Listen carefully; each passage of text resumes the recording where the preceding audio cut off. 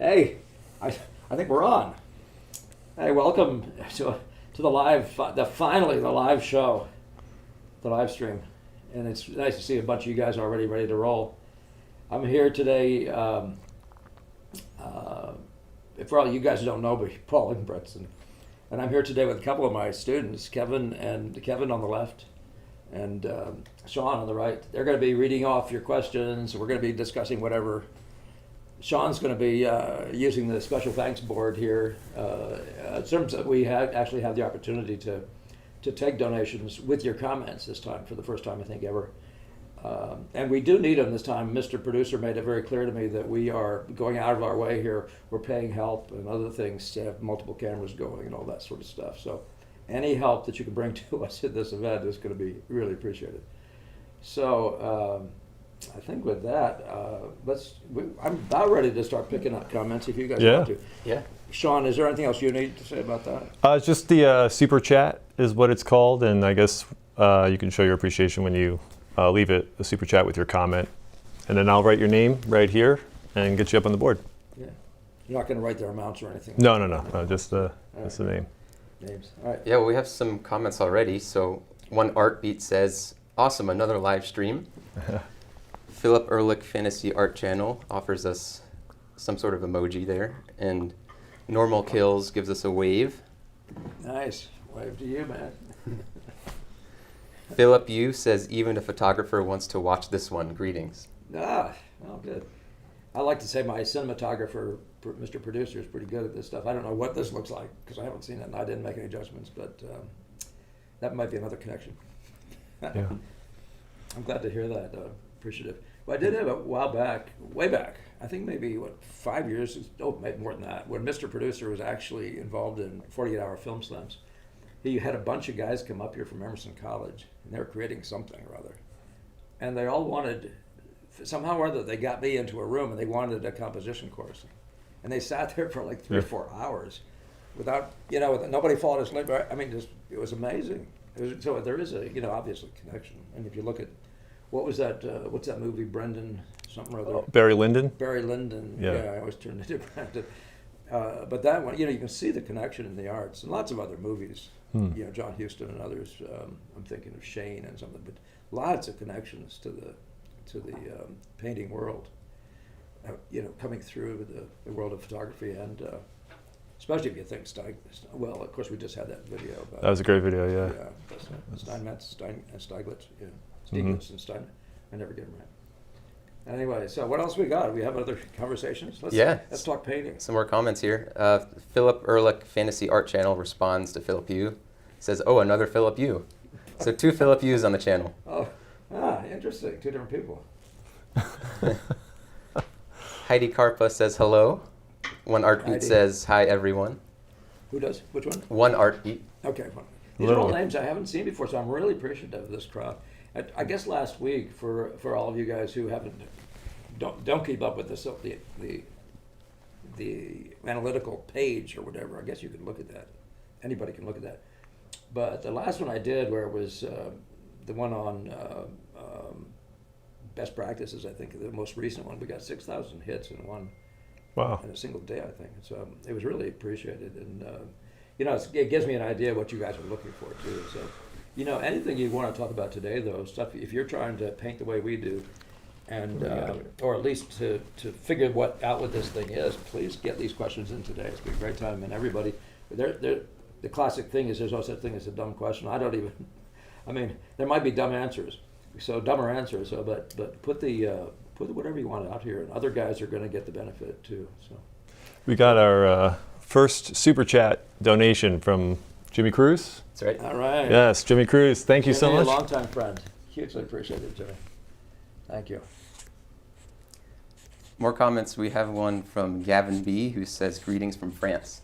Nice. All right. I didn't know you were in France, Gavin. Hey, I appreciate that. Anybody, if you wouldn't mind saying where you're from, this is really majorly international. It's really been a lot of fun to get to know all you guys from all over the place. We have Russian friends, and where was African? It's really interesting. Yeah. Of course, Brazil and Argentina. Yeah. In fact, I have a good friend from down in Brazil who learned about us through these things. He's been up here a number of times now already. You guys met him, actually. Yeah. Your buddy, actually. Yeah. Yeah. Yeah, it's amazing how many people are really gravitating to this all over the world.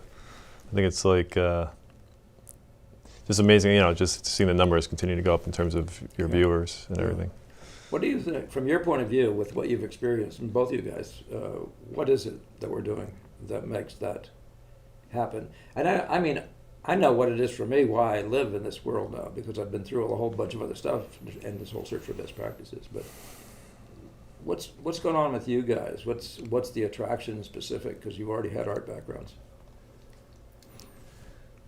I think for me, I had never realized before that I could just train my eye to see nature, because I had always been educated with the construction drawing model. Yes. Yeah. And then the painting in the lines. Yeah. And I never realized that I could actually hold the visual thing in front of me in my head and just draw from that. And I found that really challenging, and because it was a challenge, really exciting. Yeah. So Now I'm hearing that from a lot of people. That hope I'm not changing my garbage and causing problems for Mr. Producer, but it's a warm day. But that probably was a big piece of what made me keep doing it too. There's just something unnatural about the other way of working. As much as it worked out well, and still is really useful in imaginative work, and whatever kinds of stuff you're talking about. We were talking earlier with one of our camera guys about the anime world. Well, there's a whole bunch of that. You really have to have the object to work with, but that's the nature of imaginative work. And it's still going to be there. But yeah, this whole other thing. What about you? That's really a cool answer. I mean, nice to know that. Yeah, in art school, I had experience with abstract art, but also with the realism stuff, and the realism was like got me looking at objects and how to make them seem credible. But then the abstract was more about the imagination, but it lacked anything significant really. And this introduced beauty to me pretty much, where it was like I could look at the beauty of things and in that paint something more profound than just an object, but also has that imaginative faculty to it. Yeah. Well, I think most people know that there is a science, rather, of making an object look like an object. I mean, it really is light on an object science, right?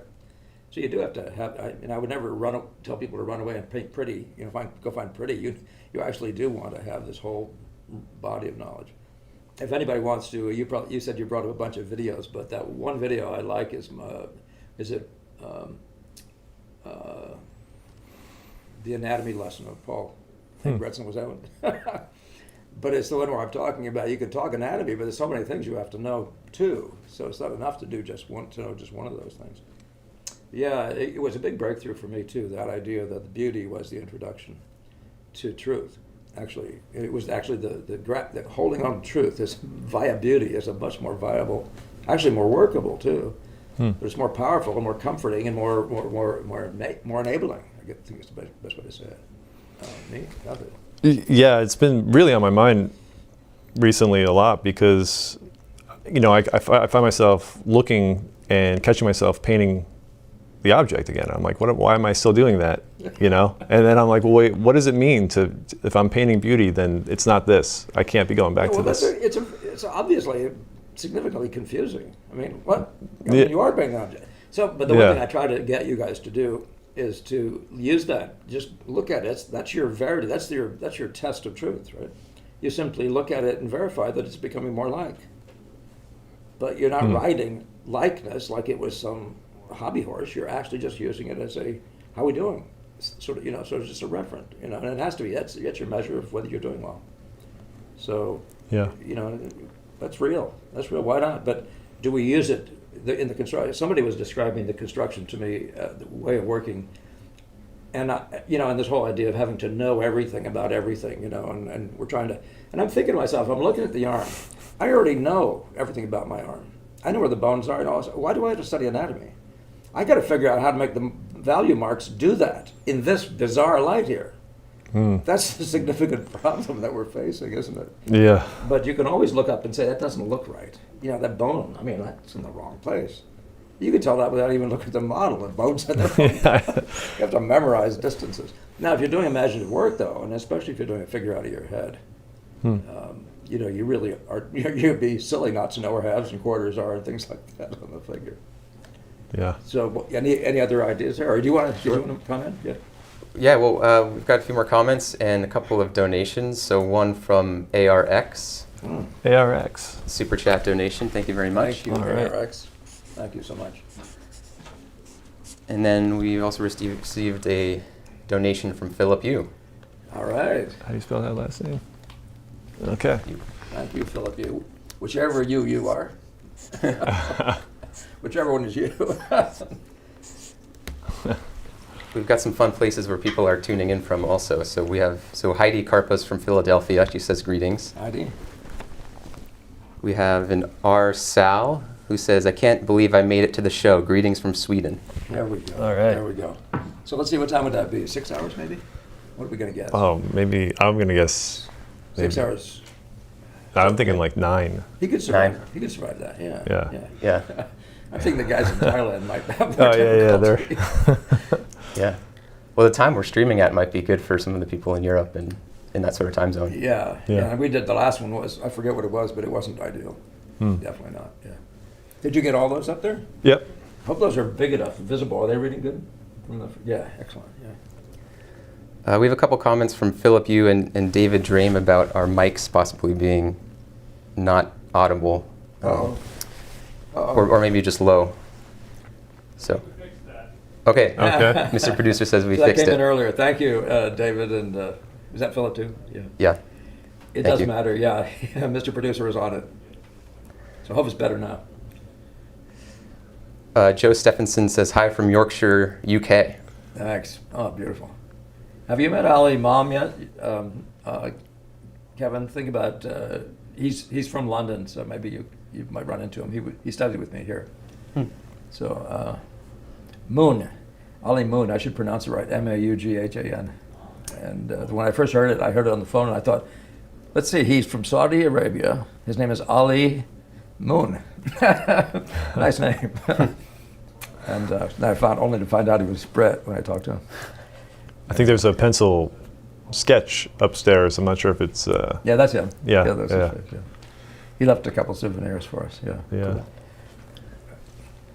All right. Jimmy Cruz asks, hello, Mr. Ingbretson. Will the studio in Lawrence, Mass. stay open? Yeah, I'm trying to keep it open, but not for me teaching there. So right now we have 4, maybe 5 of my former students, and I'm trying to get them to work down there or to teach down there to whatever extent they can. But I mean to not be driving anymore. I've been driving 2+ hours, 2.5 hours down there for multiple years, in fact, for most of my life.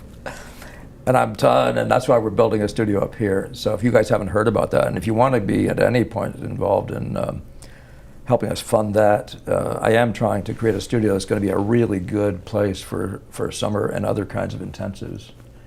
And in the meantime, take care of the students that come in at this point. And we do have, I think we have a full house right now. With my means that I had, I was able to build what would provide enough studio space for 8 students. And we do take seriously the amount of space so we don't cram people in, except you guys are sort of crammed in right now. We have an old courthouse building, which sometime I should put up an image of online.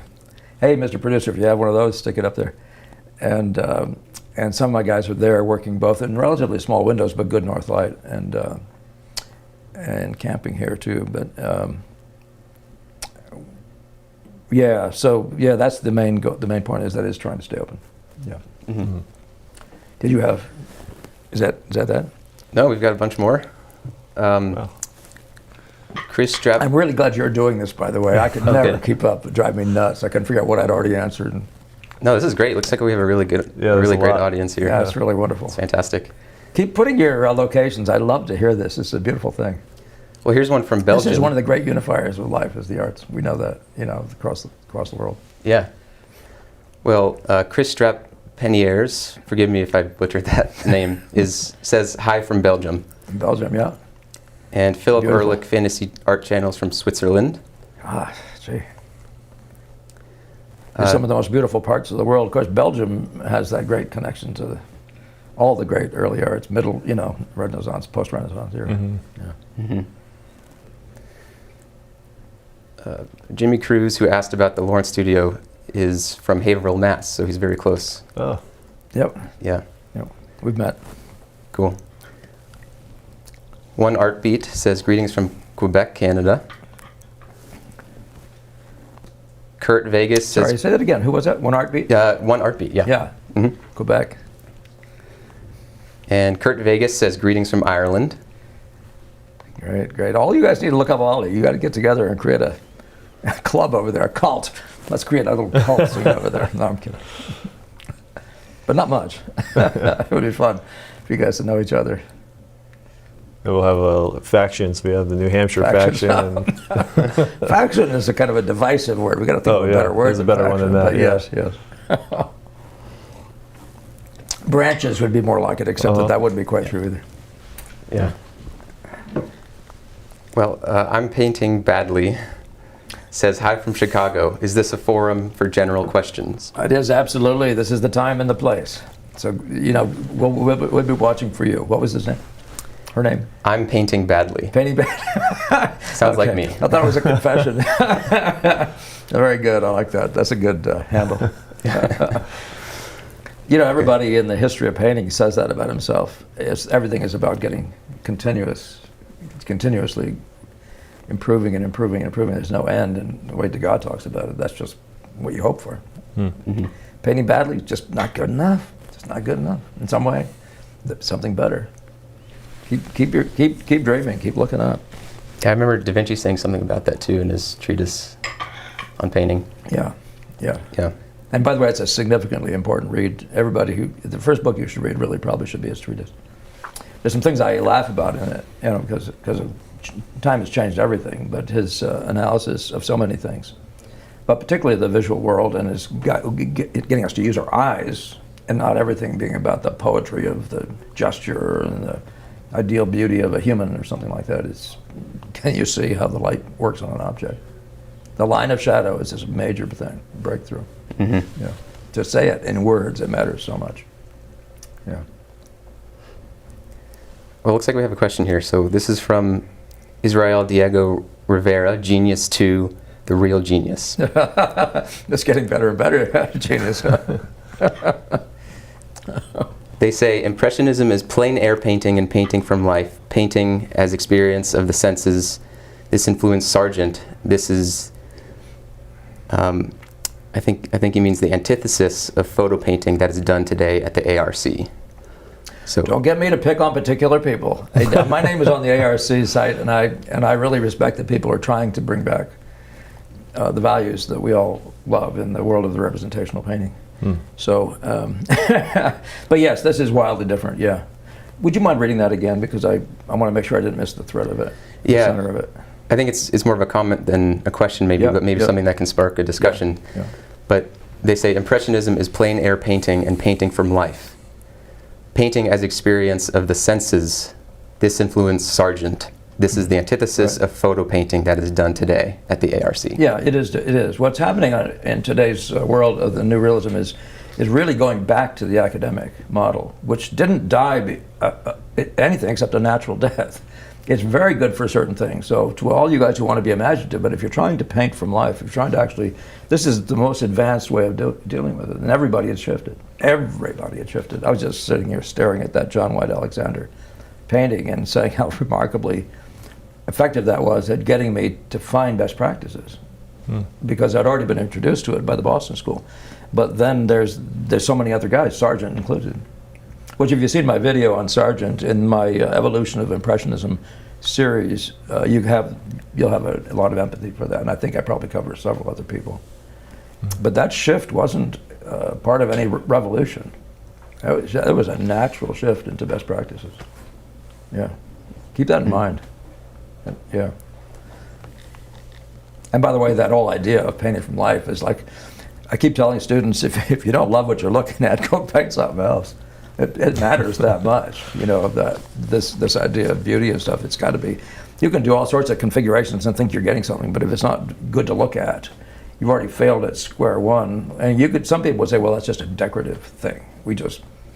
That just means we're making a pretty thing, so the walls are pretty. Well, that's a good place to start. If we're not doing anything else, let's at least succeed at that. But so the idea when my students are setting up work to actually have a color scheme, that's not.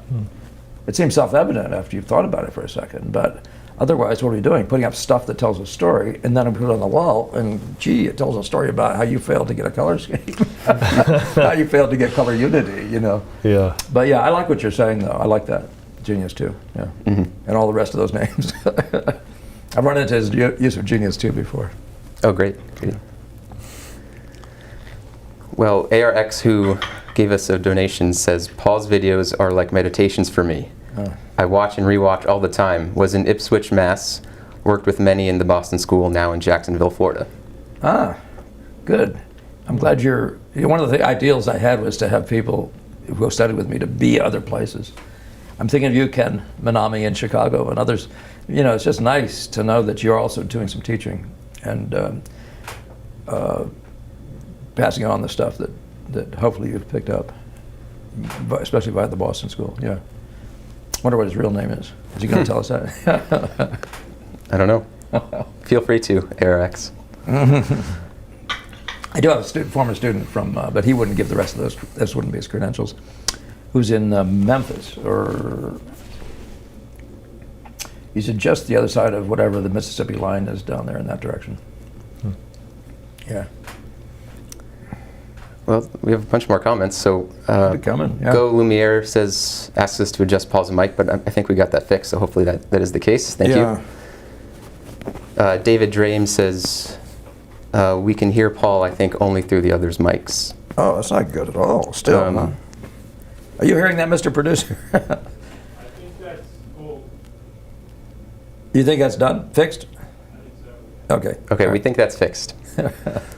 Let us know if it's not. Thanks for repeating that, by the way. He's speaking in the distance. You didn't hear Mr. Producer say, I think that's fixed. Okay.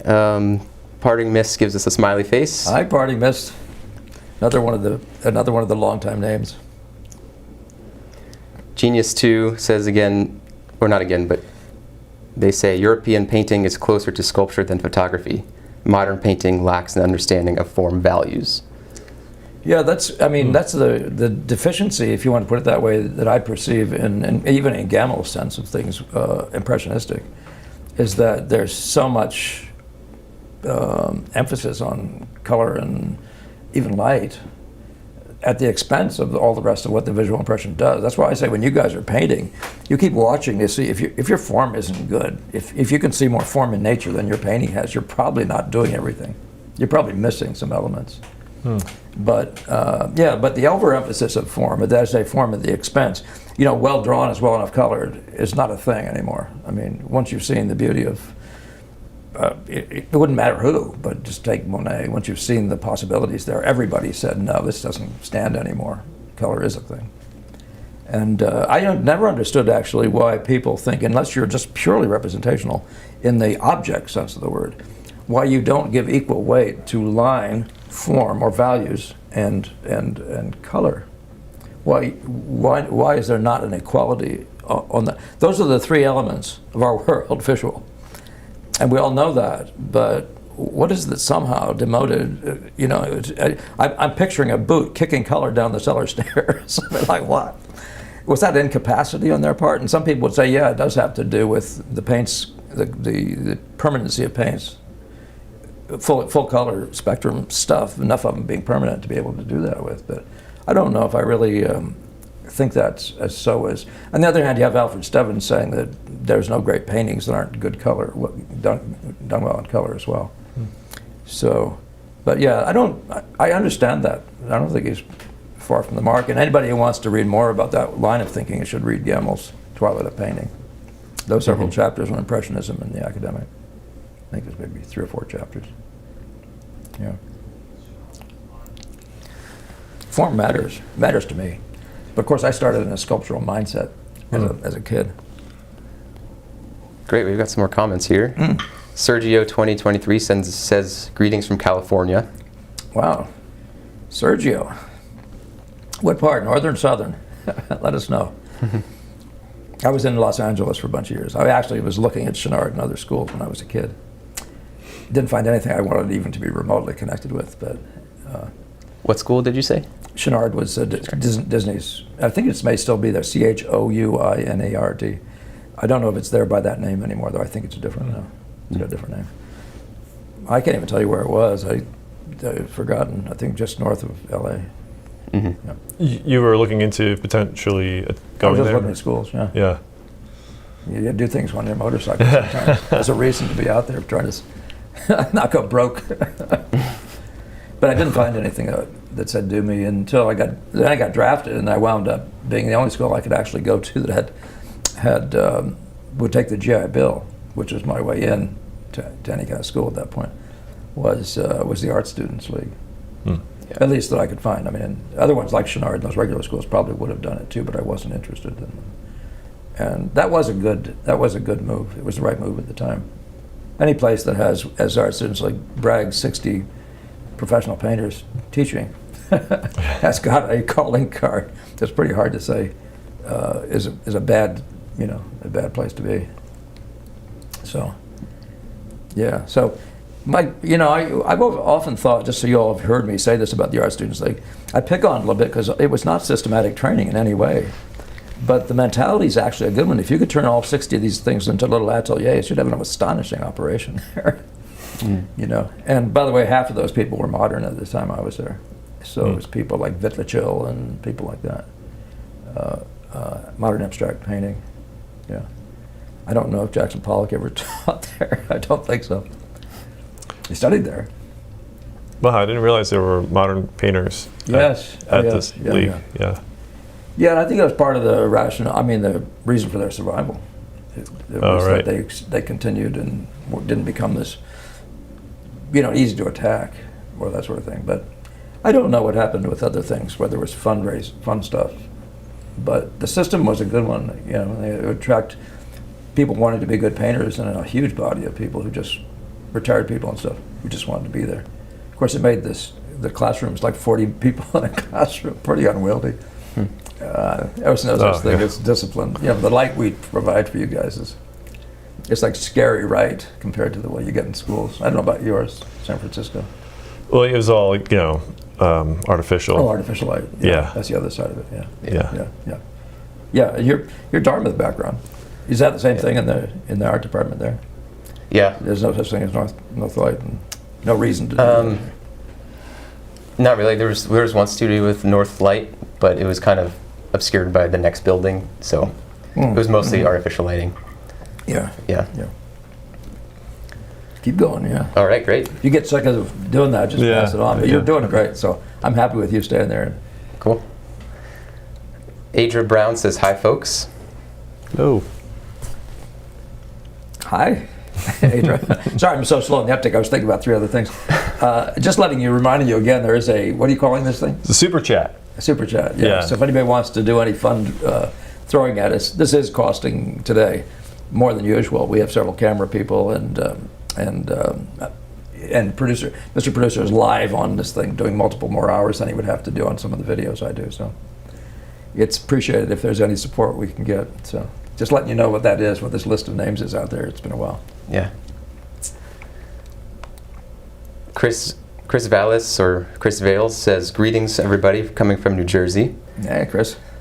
In mentioning realism and abstract, This is a New Jersey boy. That's why I was waving at you.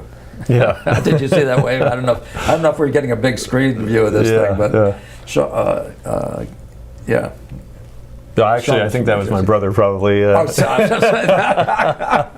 Just watching along, yeah. That's very funny. Yeah. So that's why you're waving. Yeah. Secret. Yeah. But I mean, anybody from New Jersey, you'll get away from me, I promise. Well, it looks like you asked a good question. In mentioning realism and abstract, where does the similarities or differences between these styles and the style of practice that is being taught here? Yeah, style is a funny word, but I don't know that I even think that way. But the common thread is that we are dealing with a color values in a rectangle. That's the common thread. Everybody gets that, right? What happens, though, is that beauty is a function of the, as it were, the abstract. But the representational is this thing. It's almost like writing a poem without any words, just a bunch of rhyme and rhythm. So that's why I think the abstract thing hasn't held up in the public. So, but remind me, go through the question. I'm not strong this morning, so yeah, I'm going to be losing questions from time to time. In mentioning realism and abstract, where does the similarities or differences between these styles and the style of practice that is being taught here? Right. That's what, yeah. So but the thread is this: that what I'm trying to do is get you to fully engage the world from a purely visual point of view. In other words, color relations, value relations, and all that sort of stuff, without letting go of representation. So one of the points I made to you all, when you read the book by Amy, remind me, guys, The Science of Drawing in Art, that she says at the end, when you're setting up a still life, blur your eyes. Because, and there's Alfred Stevens and Ang, several people have already mentioned Millet. This idea, what are you blurring their eyes for? Because you'll be able to see what the spots are doing. Now that's the abstract world, and if that isn't pleasing, we're in trouble. And so I'm this guy that's trying to get you to buy into that, no matter what you set up. And I don't even care if you set it up to tell a story. I mean, I usually wind up by some chance, and you can't hardly avoid. You can almost not avoid it. Setting up still lifes, and they'll have a story element in them. Don't you guys always find you wind up with something like a story? Mm-hmm. And then the story has weight. It has a relationship. Boy, I am so bad at keeping on focus when something visual happens in the room. Thanks, Mr. Producer. Get me back on track, Sean. You're very good at that. Well, I got sucked into yeah. But I was thinking about I think it maybe plays into what you're saying. The Hildebrand, there's that thing about the architectonic, the spots of the rectangle, and the forms that are, but nature, tying in nature to that, not just creating something out of those things, introduces this something else that's Well, I just read finally all the way through this book called The Nature of Representation. Barnheimer, I think is the guy's name. It came out in the 60s. But you should read that book to see exactly what he's missing. That is to say, because everything is there about representation, symbolism, and everything else. And it's a really interesting, good read. But what we're doing is we're adding, or if you want to put it that way, what we're doing is we're putting the emphasis back on the form. So he would say that it's representation with a skin of aesthetics. Rather, you know what I mean? So there's two elements, the aesthetic and the story, the narrative, the representation itself. And what I'm doing is, and this is really largely coming through the Degas experience, and that is, I'm saying, don't you all see that this form, Degas says, he starts clearing more and more away of this whole thing about how important the subject is and what we're saying and what we're talking about, and it's extremely, and so the history painting becomes this important thing, and nobody even knows what the history is anymore, and some of it was fake anyway. You know what I mean? Mm-hmm. So people just celebrating themselves, the Medici and people like that. So what the heck was that? So somehow that was the high form because of the content, and it's just like, no, it was never the form per se. That's what I'm trying to say. The form is color value line.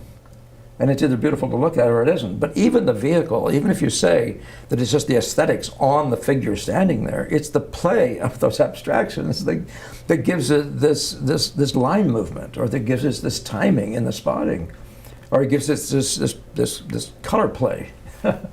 So it's not a game that fails that way and is a game at all. If it fails that way, it fails at everything. So the real difference in what we're doing is we're laying focus on this. We're trying to say, don't you see, we know, we're representational painters. We mean to be better than the rest of you guys, so to speak. If you want to say, to challenge the art guys or something.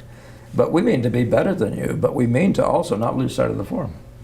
We understand and respect the whole thing about representation and authority. It's like speaking, if you don't do representation well, you lose your authority no matter what. Everybody looks at it and says, by the way, I shouldn't say that exactly, because you can just draw a face with a little smiley face, and it's still taken by people in a room to see, oh, that's a nice little story. Your kids do it, if you have kids.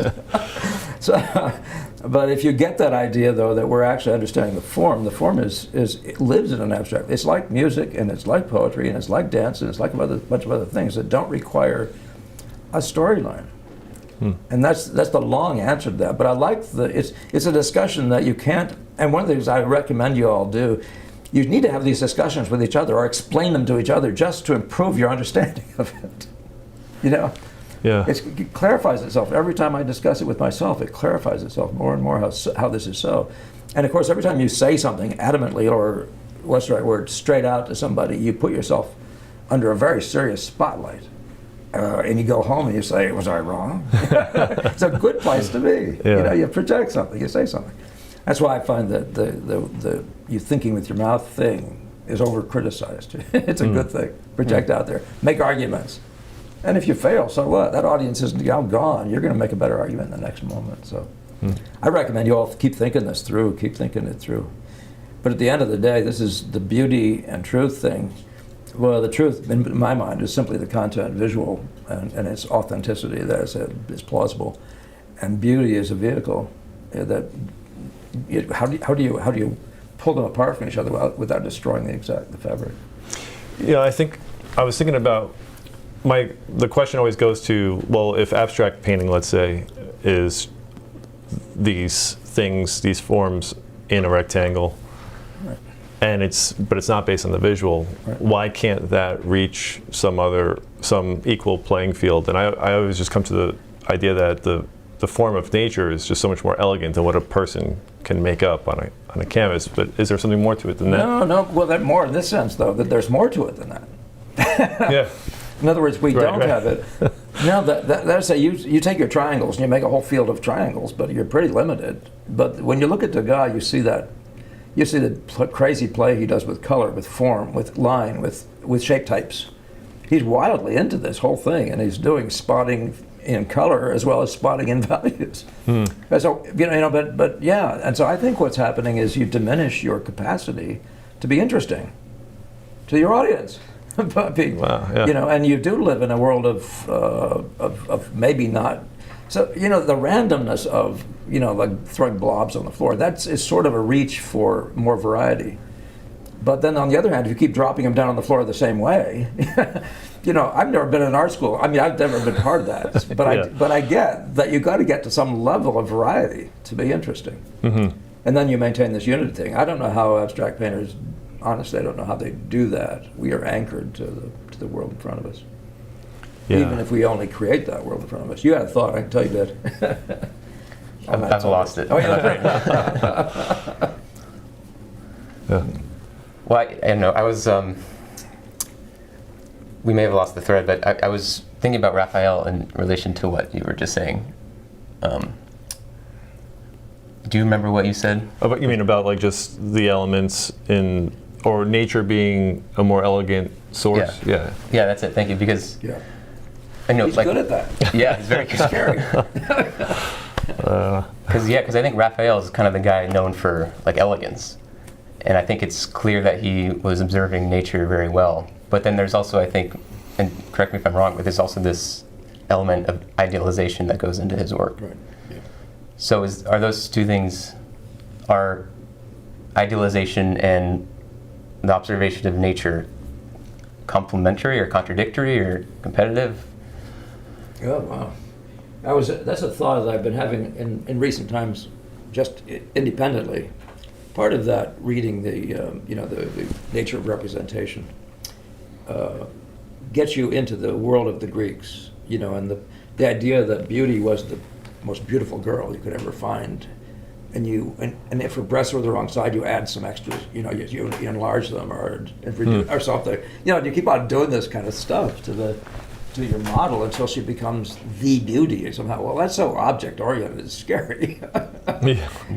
But on the other hand, you see Yang is thinking that way, but he's talking about unity of the abstraction of form. And so he takes this person that's pretty not good looking, and by the time he gets to the end of this painting, the thing really hangs together, but the whole painting is kind of almost preposterous. You probably know it's a portrait of a woman that clearly wasn't painted to be a Greek model.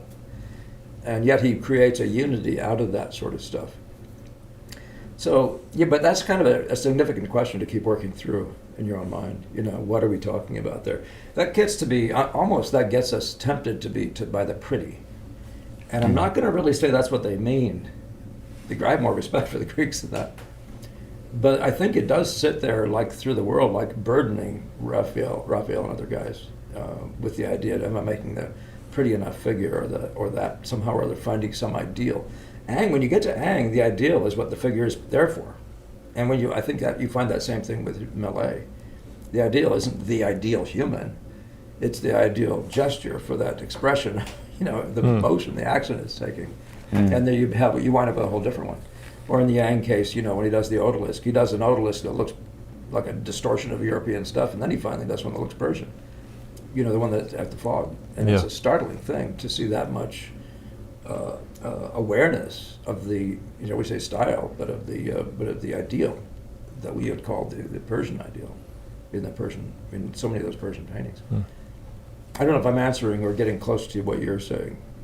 Is in the direction of I think it's something to keep thinking on. Yeah. There's we should have more discussions about that upstairs at times. That one is fertile. Yeah. Mm-hmm. Can you just clarify once? Like, there's a difference between the form Don't of lose our audience, by the way. Yeah. Right. keep the form of the object, and when you say the unity of the form. Right. Form is being used in two different ways. There is that correct?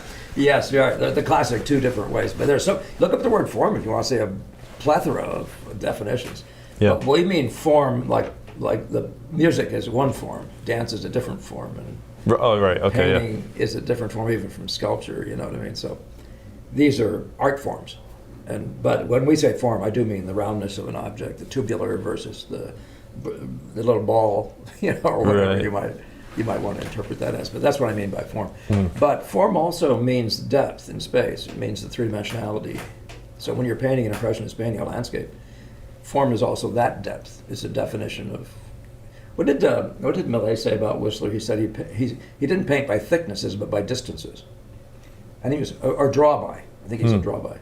So you see what I mean? You can see that he's talking about form in those cases. But one of the things I try to get people to do, if you're painting, when you're painting your impression, your visual impression, if you don't get each effect right in its contrast to other things right in their contrast and in their edge relations and that sort of thing, I shouldn't say if you don't. If you do get them right, you're going to get this sense of space. It's startling. It's just going to go for you. And that's, again, one of the measures I suggest that you have, that you keep looking over your shoulder and see if the space in the room is right. Much like if you're modeling, like Meldrum would say, it's the speed of the change from light to dark, And that's all you want to be aware of. No, you keep looking over your shoulder and you say, is it that form? Is it the form of that arm? And so both of these are always there in your mind at the same time. I'm not sure if that's where you wanted to go, but those are good to bring out. Oh, yeah, there's a lot of. I mean, I was just thinking. I never really even thought about the distance between things in a painting until doing this. Well, if you mean 3D, that's usually what form is related to. Otherwise, form and words like that have been known to mean only that. But that's more typical of a word like shape. Yeah, It's I just mean, the contour itself. just the ability to get a sense of, like in your warm and cool painting, there's that right in the center of the table, that little flower, and then on the side there's these, the cabinet and whatnot lining and I can see the distance Really, yeah. in the space, but in that room there, and I just never had a thought that I could actually paint that. Yeah, it's a funny thing because you get Hale, one of our guys, saying, I think it was him, saying you can't, maybe it's Stebbins again, but the idea that there's no atmosphere in a room. Well, yeah, if you're talking to Leonardo and you can see the thing turning blue, all your objects turning blue and the whole hillside turning blue and gray blue, compared to with a hill in the foreground, yeah, of course it's not that. But is that what you mean by atmosphere? But I suggest that atmosphere means way more than that. And you can see every room you're sitting in, including the room you're in now, you can feel the air in this room. So it's an expansion on what Leonardo is saying. It's a development of it. And it requires you to be as true as he's saying. You've got to stop making these pretty happy colors in the distance when they're really all blue. all variations in blue. You have to, well, the same thing in the room that you're painting in. If you really want atmosphere, you've got to be true to the color relations, true to the edge relations and the contrast relations, right through the whole thing. Even size has an effect on that. You'll see the space can be damaged if you get this part here too big in relation to that part over there. You'll be wrecking the distance. Yeah. So there's distancing is a major measure of the accuracy of your, of your drawing, of your articulation of everything. And by the way, the drawing when it becomes everything.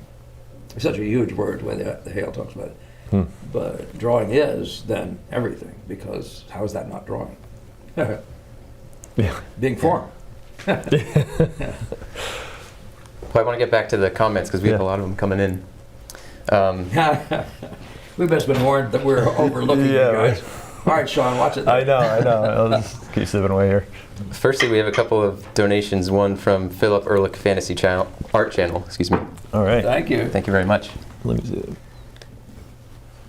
The other Philip Yu. Was that with the? They're both used? Yeah. Yeah. Thank you. And then it looks like we have another donation from Jimmy Cruz with a question attached to it. Jimmy, you don't have to pay me to get your questions in. Thank you. You've been good to us. But thank you, though, very much. Let's not fall behind here, although we're going to go today for at least 2 hours for all you guys who aren't getting your questions answered or whatever you want, or you get really warmed up and finally have one, and longer if necessary. Another by Jimmy Cruz? Yeah. Stick around if you can, but don't fail to get your stuff in. And we do mean to get to everybody. We did it last time. I think we got to everyone. Well, he says... Thank you, guys. Yeah, thank you very much. Jimmy says, you mentioned that new students should understand angles and prepositions before being taught. I trained in ARA Boston. Perspective? I'm not quite sure. I trained in ARA Boston to get this training, and now I train at home. I want to train in your method again. I'm not sure if this comment expands. Do you know? Oh, if there's no, I think that's it. Ask him to rephrase it. If it's too clear. It sounds like it's not quite coming through to me, but Yeah. I do know the dilemma, the larger dilemma that he's talking about, of working that way. Correction with the prepositions, you meant proportions. Yeah. Oh, right. Oh, his probably has it on automatic. He hit that.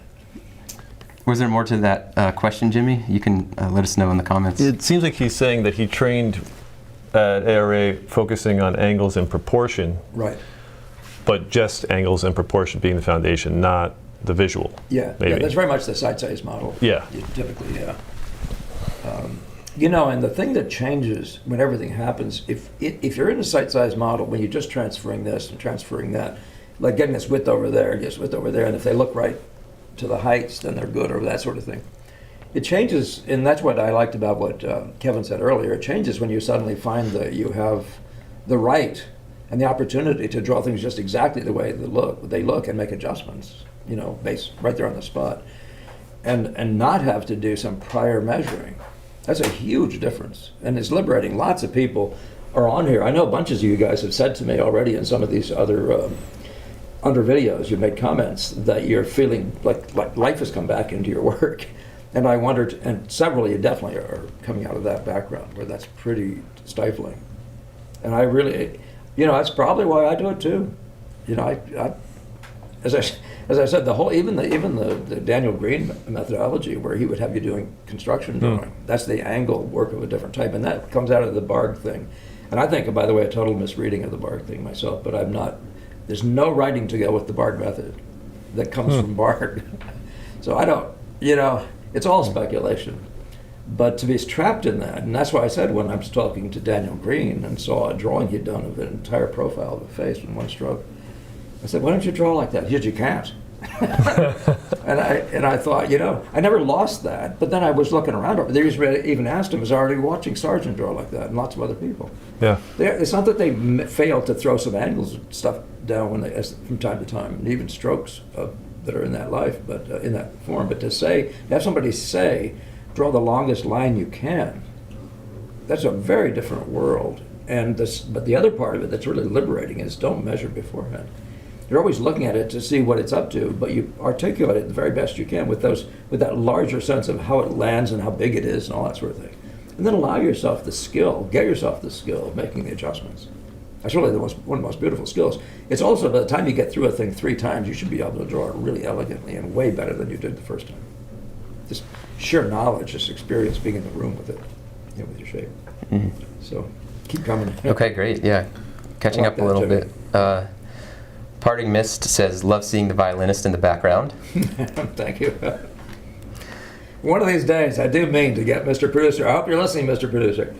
We got to get this out there, and I can talk my way through the entire thing at some point. Oh, yeah. It would be fun. It would be a real thing. Mhm. I'd probably have to charge a lot of work to make that happen, but I'd probably have to charge for it at that point. But it would. It really is a demonstration.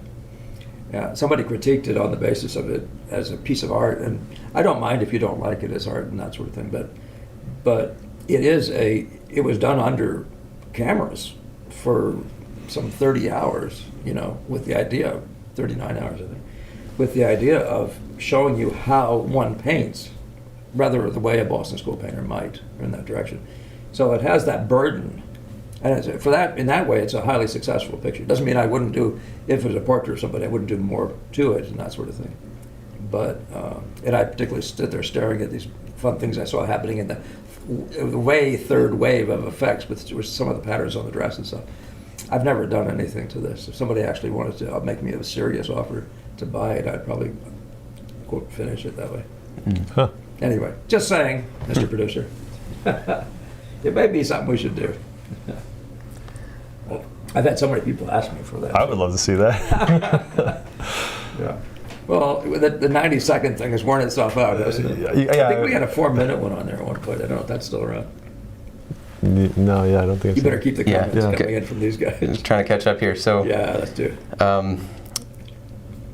Firstly, greetings from Brazil, from Isaac Feitosa G. Isaac, say hi to Theo when you see him. Yeah. Philip Yu says, Virginia, wishing I were in New England. I And- heard it's pretty hot down there these days. Have you heard the same from your family? I have, yeah. Really scorching. Yeah. Yeah, it was a rough week, I think, this week. Also a question from Philip Yu. Perhaps Paul would speak about his view of the relationship of unity of composition and effect in music and painting. I've been trying, if anybody knows somebody who would like to sit there and come and sit with me and discuss it, I would much rather do it that way. I don't know music. I'm just talking about it see, there's a serial thing to music. We all know that, right? Or to writing. You go from here to here to here to here, and you're done, and you forget all that stuff. So it's all somehow in your head, but you're traveling. Well, painting has that thing about being all there in front of you, except the funny thing is the way God does it, you get the sense that you're being forced to travel from here to here to here, and it's not, and it's sequential by beauty. But in other words, so when you do the spotting, you're in a musical phrase. And when you see these funny little shapes that keep repeating again, or the legs down here, and the arms doing the same thing over here, and something else doing it over here, you realize he's taking you on a ride. And and to that extent, it might be rather like music. But I would love to have words like tone discussed with a musician, and because it really strikes me as being very different. I asked somebody about it recently, and but color in music, And there's so many little things. And I did do it once, but it wasn't videotaped. I did it at the Guild with a guy from a Berkeley professor, I think it was. But if somebody else would like to, if you know somebody who actually is in our area that would love to get together and just discuss these forms and just play it back and forth with me, I'd much rather do it that way. Read the question again and see if I should say something more about what I already think. Would Paul speak about his view of the relationship of unity of composition and effect in music and painting? Yeah, that's good enough. Yeah, so I think when you look at Degas, I think symphony. And it's for that reason that you have multiple instruments. I mean, and we're talking now about everything from color to chroma to shape to size to edge play and light effects. It's just dance. It's just wild, and how many instruments he's got. And of course, his whole thing is if they're not all in harmony. Here he's using that art word, probably stole it from our friend Whistler. But he's saying if it's not. He doesn't. He says it's not about whether you get the realism at the end. It's whether you have the harmony at the end, and that's that unity question. So that really is how big it is. That's how significant this whole thing is. Get me somebody. I want to do this video. Okay, this is one we can make into a good hour-long video. Of course, it would turn into 2 or 3 hours, but Yeah. maybe I should just invite all you guys to invite your music friends to make comments while we're sitting here together. Yeah. Maybe I could get a discussion going where we could bash back and forth the content of our experience. Hmm. Yeah. Okay, great. Moving. I love that. It's so important for us to get our heads around that. The forms aren't different in the sense that forms do things that rather in that way that are abstract. So this is so compelling in the sense that it might get you to open up everything you're doing in painting to that other side, to what we're calling just simply the aesthetic side. A couple of comments from Parting Mist says, slacked on my painting a bit as my cousin tried to get me to play D&D, drew some maps and sculpted some wire minis. Haha, getting back into it now though. Good. Yeah, I think we can all resonate with like having different stuff going on in our lives and having to take time away from painting and, you know. Well, and also the Dungeons and Dragons, all this new, the anime stuff and everything. There's so many temptations out there right now to play these games. I probably would have done it back then. If I was here down as a young person. Yeah. I went through a serious purge of all that stuff, Yeah. It is. You have to make decisions at some point. In this life here, life is short, but it's also it's so needful to narrow down if you want to reach the depth of what's available to you in a given way. I did have a student once who said he was a butterfly. He was saying to me, "Stop making me dig down. I'm a butterfly." Flip. Of course, he was forced into it by his whole life's experience. He was forced to actually take care of his family's money and stuff. So.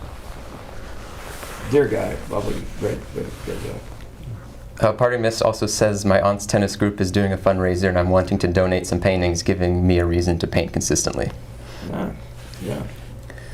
And Wayno says, thank you, Paul. I appreciate your wonderful insight and teachings.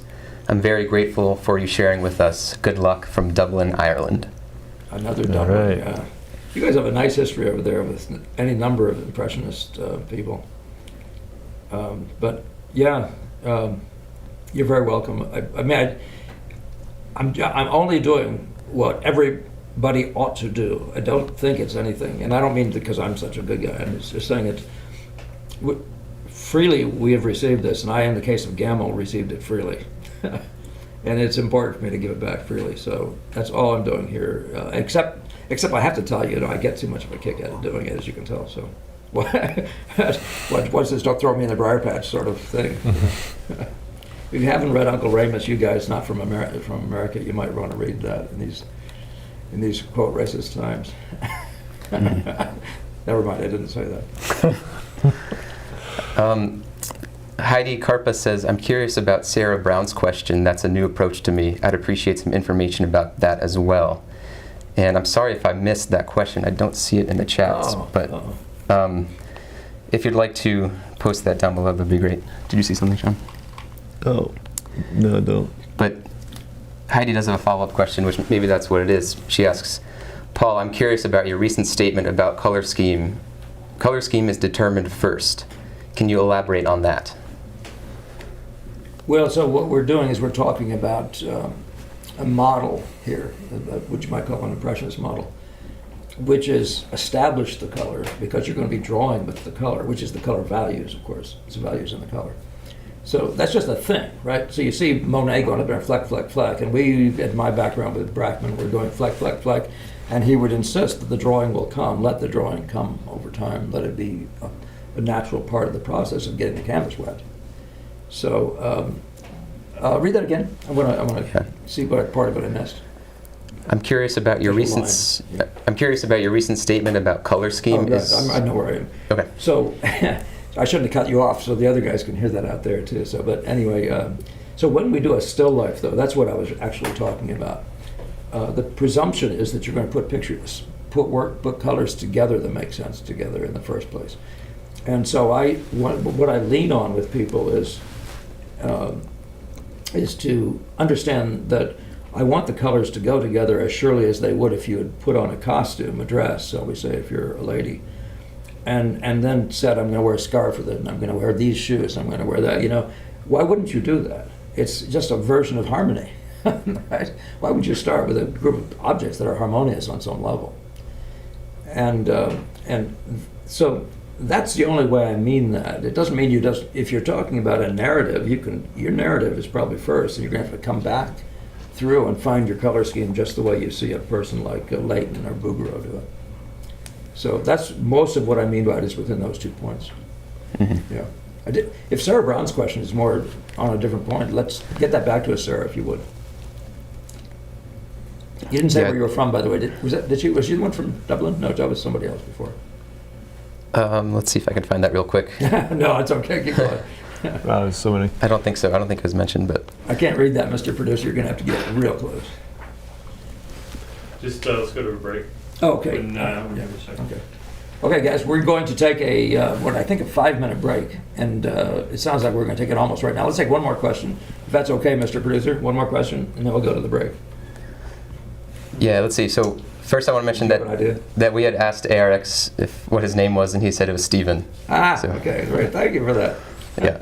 And then a couple comments on the mics doing better, so that's great. Good, good. Canvas Engineer says, just wanted to make an appearance. Haha, still watching your videos, Mr. Ingbretson. Informative and thought-provoking. And that Canvas Engineer is a beautiful name. Good choice of names. And then here we have a question by I'm Painting Badly. When doing initial sketches, you have talked about finding points. Do you choose the points based on visual order? Do you measure these distances with a tool or practice finding it manually? Okay, we're going to read that one. That's going to be after the break, okay? That's going to be our first question after the break. Okay. Okay, we're heading out to a 5-minute break starting right now, and we'll see you guys for that question. Okay, we're back. We just had our break, a little extended break. I had to get rid of those technical potential difficulties, so Mr. Producer's on it. And we're back. I wanted to say that this paper, what you guys don't know yet, is this is actually, we're taking, well, talk about it. It's the I have no idea what Snapchat is. it's the super chat. Super chat. I think it's called to show your appreciation. You can include a donation with your comments to help in funding this production, which is pretty impressive and More expensive than usual. Yeah. So much appreciated for those of you who want to donate. Great. Yeah. Thank you, Sean. Now we're back to the question we just ended with, suspense question, right? Good, famous cliffhangers. So go ahead, Kevin. And for you guys who haven't, Kevin and Sean are both studying with me at this time, and made themselves willing. I think have you guys both been with me like 2 years? 3. 3 for you? Going on 3, yeah. Yeah. 2 for me. Yeah. Good. Okay, here's the question from I'm Painting Badly. When doing initial sketches, you have talked about finding points. Do you choose the points based on visual order? And then do you measure these distances with a tool or practice finding it manually? Yeah. It's always the latter, by the way. It's always use your eyes first. You can check it with a tool from time to time, but what we talk about, I was just saying that it occurs to me that what you're thinking about is drawing objects. And what we're doing is we're working within a rectangle. It's characteristic of you're an impressionist that you're drawing a pre-selected scene, shall we say. And so in that scene, you're going to have very important placements, and those are spatial, not visual order placements, but like exits in the picture. They're going to be very fixed, and you need to get them figured out. Like where if there's something above me, maybe with the edge of a picture or a frame or something, exits out of the top of the picture, for you guys who don't know that. Or something that cuts off the picture on the side. Those things are very easy to observe locations. And those things are very much table setters for us. So we have these two things I always talk about. There is a order of effects, and there's the order spatial. And it's, of course, the most crucial thing at the beginning is the spatial one. But when you put something down that's going to be the exit, well, don't make it false in terms of its effects. And then, of course, in terms of getting all the horses going at once, you want to find out what eventually want to figure out what your leading effects are, what your most significant colors are. There's a lot of other things we work with. But if you're just talking spatially, and you can do this in the brown paper drawings and only mean this, that we don't mean, in other words, we don't include color. We're saying that there's two systems you're getting. One is spatial and the orientation of things this way and how big things are to each other. And the other one is the visual order stuff, which is the strength of the contrasts and the sheer value world. And those are the two things that primarily set up that world. You can easily see why if somebody's living in that world, they would think, what's color got to do with this? You can easily see that referring to an earlier question.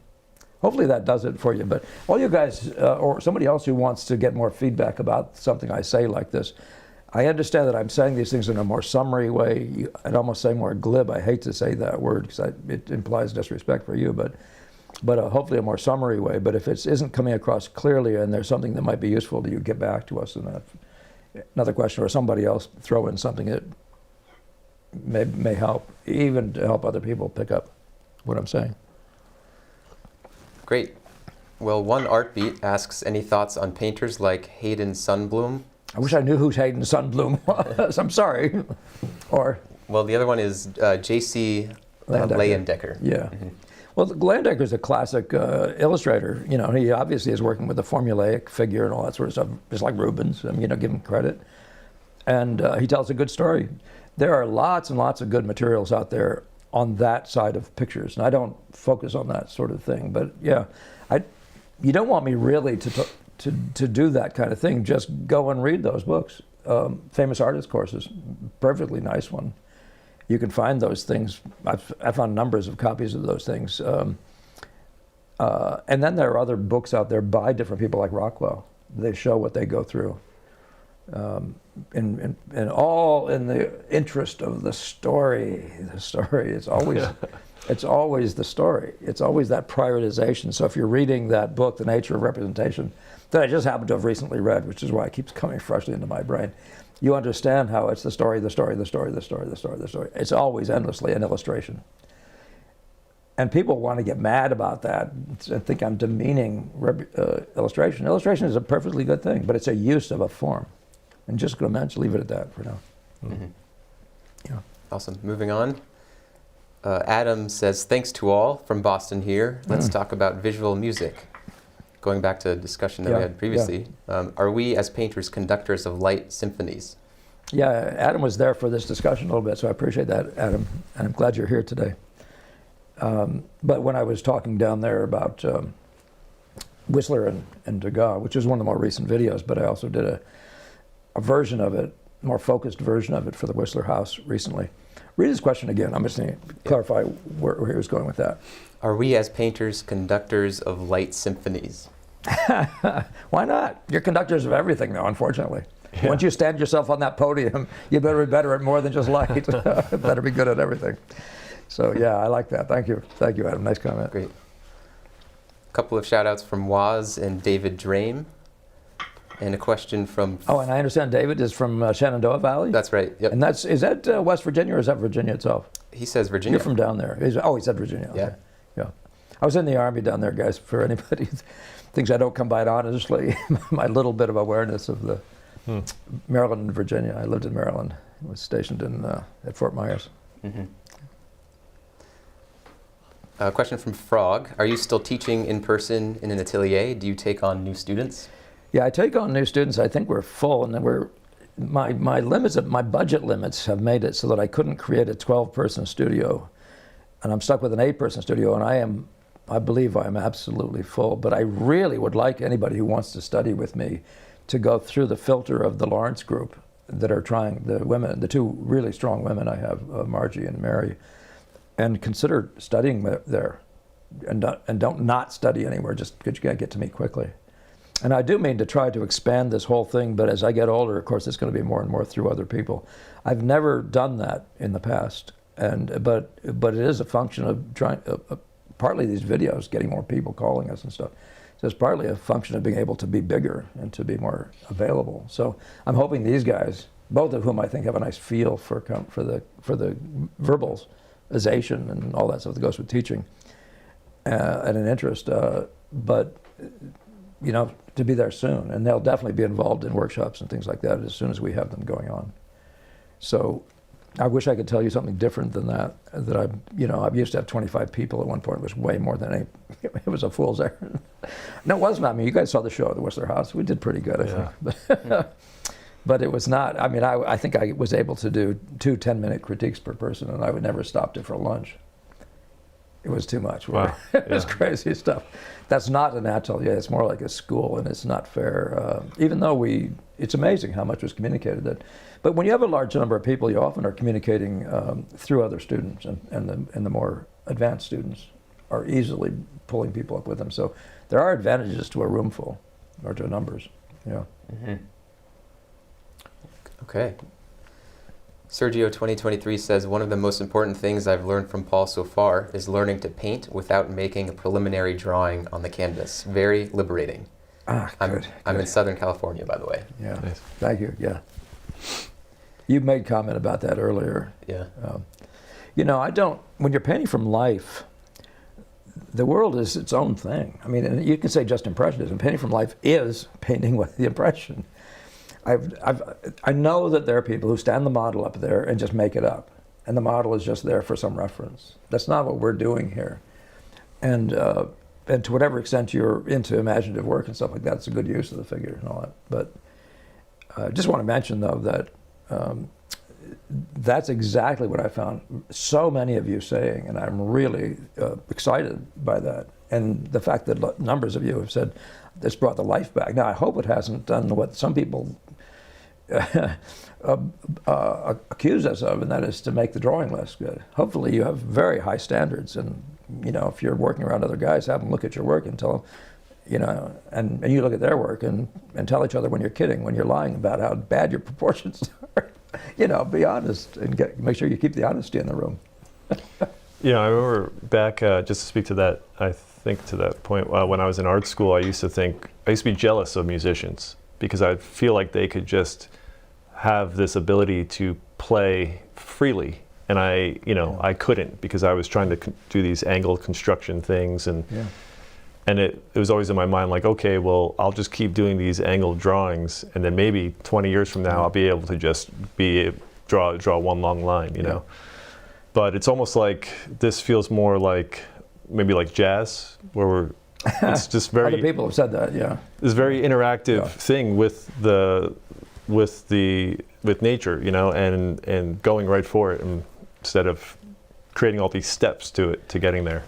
Yeah, it's been compared sometime, and you can say something too on this one if you want, but it's been compared sometimes to the Suzuki method versus the sight reading method. I mean, that's the note reading methods. And you sit there with the music in front of you and you play left to right across there, like as if you're reading. Right. I don't know anything about music, so I'm not the guy to analyze that, but it feels like that to me is a significant difference. There's almost this, you have to have learned all this stuff and learn how to measure stuff and all that sort of stuff, and then put it together and then throw the sound in afterwards. Make sure it sounds good. It feels like you're doing that. Now, I don't know anything about music, but Suzuki is clearly having these kids go cranking across the room, like Twinkle, Twinkle, Little Star, with nothing in mind but to get their ears working. Yeah. And I think that he's on to what the shift really has been, But it also is, it's so true how liberating that is. Mm-hmm. And it's just, but for Impressionism, painting what's in front of you. And by the way, even when you're painting just a model standing in front of you for the purpose of just using it for something else, it's still liberating. Witness the way Sargent did it when he's doing the oyster gatherers or the Algaleo. Yeah, I was just going to say, and it, what you practice is what you get. So if you want to paint in this way, you have to practice that, not get at it through some other way, Yeah, oh, that's for sure, right. Yeah. And it's not the thing is, it's truly not a both and thing. This isn't one of those places where you can do one and the other, except that you can do one and the other if you're doing two different kinds of pictures. But in the same picture, it won't work. You won't find it, you really aren't going to do an Impressionist painting in a non-Impressionist way. And the Boston School, to me, is very much like what I say is the evolution of Impressionism. It very much is the encompassing approach that takes in good drawing at the same time as good color and good light and all that sort of, and the sort of bringing it finally all together. More than Paxson. I'm going to just leave it at that for now. Yeah, my book will be out one of these days. Strawn's actually helped me work on that, and one of these days I do mean to. But Paxson comes up in that as being Gamble, by the way, made up the idea of the Boston School. That's his phrase. I think it's his only, but maybe it comes from somewhere else. But the unity of the method is actually with the other three guys and not Paxton, who was his primary teacher. So it's interesting. But anyway, a whole different other discussion. Yeah. Quick thank you from B.A. Humdinger. I like that. And R. Sal says, the idea of art being line, value, and color is enlightening. I do love a good story, though. How would you approach the art of subject matter? Tiny sketches similar to those Rembrandt did? Yeah, that's a common thread that you'll see that Jerome talking about that to a student. Somebody asked him a question like that, and he said, just keep filling up your books with it. Keep filling up your sketchbooks with it, if that's your inclination. There is nothing even slightly wrong with a story. It's just when the story dominates this other job, which is you can say, and if you're illustrating a book, I mean, that's your primary job. However, isn't it much better if you illustrate the book and it's good to look at too, even in the book? If it's like the colors of Maxwell Parrish, isn't that more pleasing? Or an N.C. Wyeth. And I say more pleasing because most guys actually do that. But I would never take anything away if your inclination is a story. But saturate yourself with this other thing, because I wouldn't have told you. I mean, I'm sitting here rotten with stories, the stuff I was writing, painting, wanting to take pictures about when I was younger. And then I get totally seduced by this thing, the visual world, and realize all of a sudden that, I don't care what happens with a storytelling picture, as wonderful as it may be, say Great Last Judgment or something like that, as wonderful as that may be, and as compelling in your mind of, your sort of your values per life, are you really an artist or are you really a storyteller? Are you really a visual artist? Because you have to at some point make a decision to be good at that first, and that's a hard place for a lot of people. Yeah. But don't think I am. I'm not throwing it down. Even the most minor still life has a story, and if the artist didn't put it in, wasn't aware of it and didn't develop it in some way, it's problematical. I'm not going to deny that. Yeah. Awesome. Moving right along here, we have a few comments from Parting Mist. That's interesting because I've seen that form of the tube of an arm and the form of space as the same thing, by virtue of the fact that the tube of the arm is taking up space. I think that unity thing might come from seeing what nature is trying to do rather than what is exactly done. I see it the same in physics. You see things are trying to fall at 9.81 meters per second squared, but no measure of an object falls exactly so. Rather, it dances around the idea. Anything in those comments spark? No, I'm good. I like that. I like that's excellent. Yeah. Cool. Yeah. Stephen, Thank you. Yeah. Yeah, thank you, Parting Mist. Stephen Jameson joins us and says, sorry I'm late, but best wishes from Northern Ireland. Hey, Stephen. Going back to that Parting Mist comment, actually, in the Hildebrand video I had recently watched, you were talking about, he's like mentioning something about seeing beyond the things by like the relation of things to create something in the picture. And is that like what nature is doing, not what it is, but what it's trying to do? And is that one of the ways that you would say Yeah, and so in this whole way that everything we do is evolved from nature, we see something that blows our mind in nature, this thing, beauty, and we know what we're seeing isn't, oh, that's a dog. That's not what's going on. I mean, it's nice when there's a beautiful dog, but that's not what gets us to go, wow.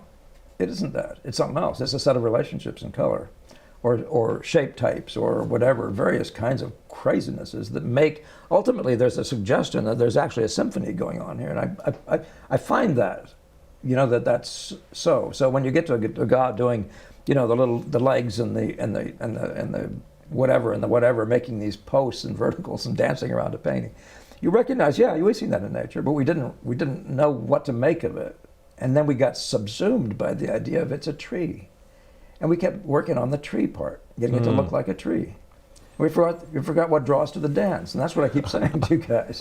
What I love that. Dance? Yeah, there's something about just, because continuing to look in that way, continuing to remember what brought me to the dance. It builds over time. Well, I remember being in the middle of paintings, like you guys in your still lifes, and all of a sudden realizing what the dance was. Well, there was a dance. Yeah. I was happily painting it, but I didn't have a conscious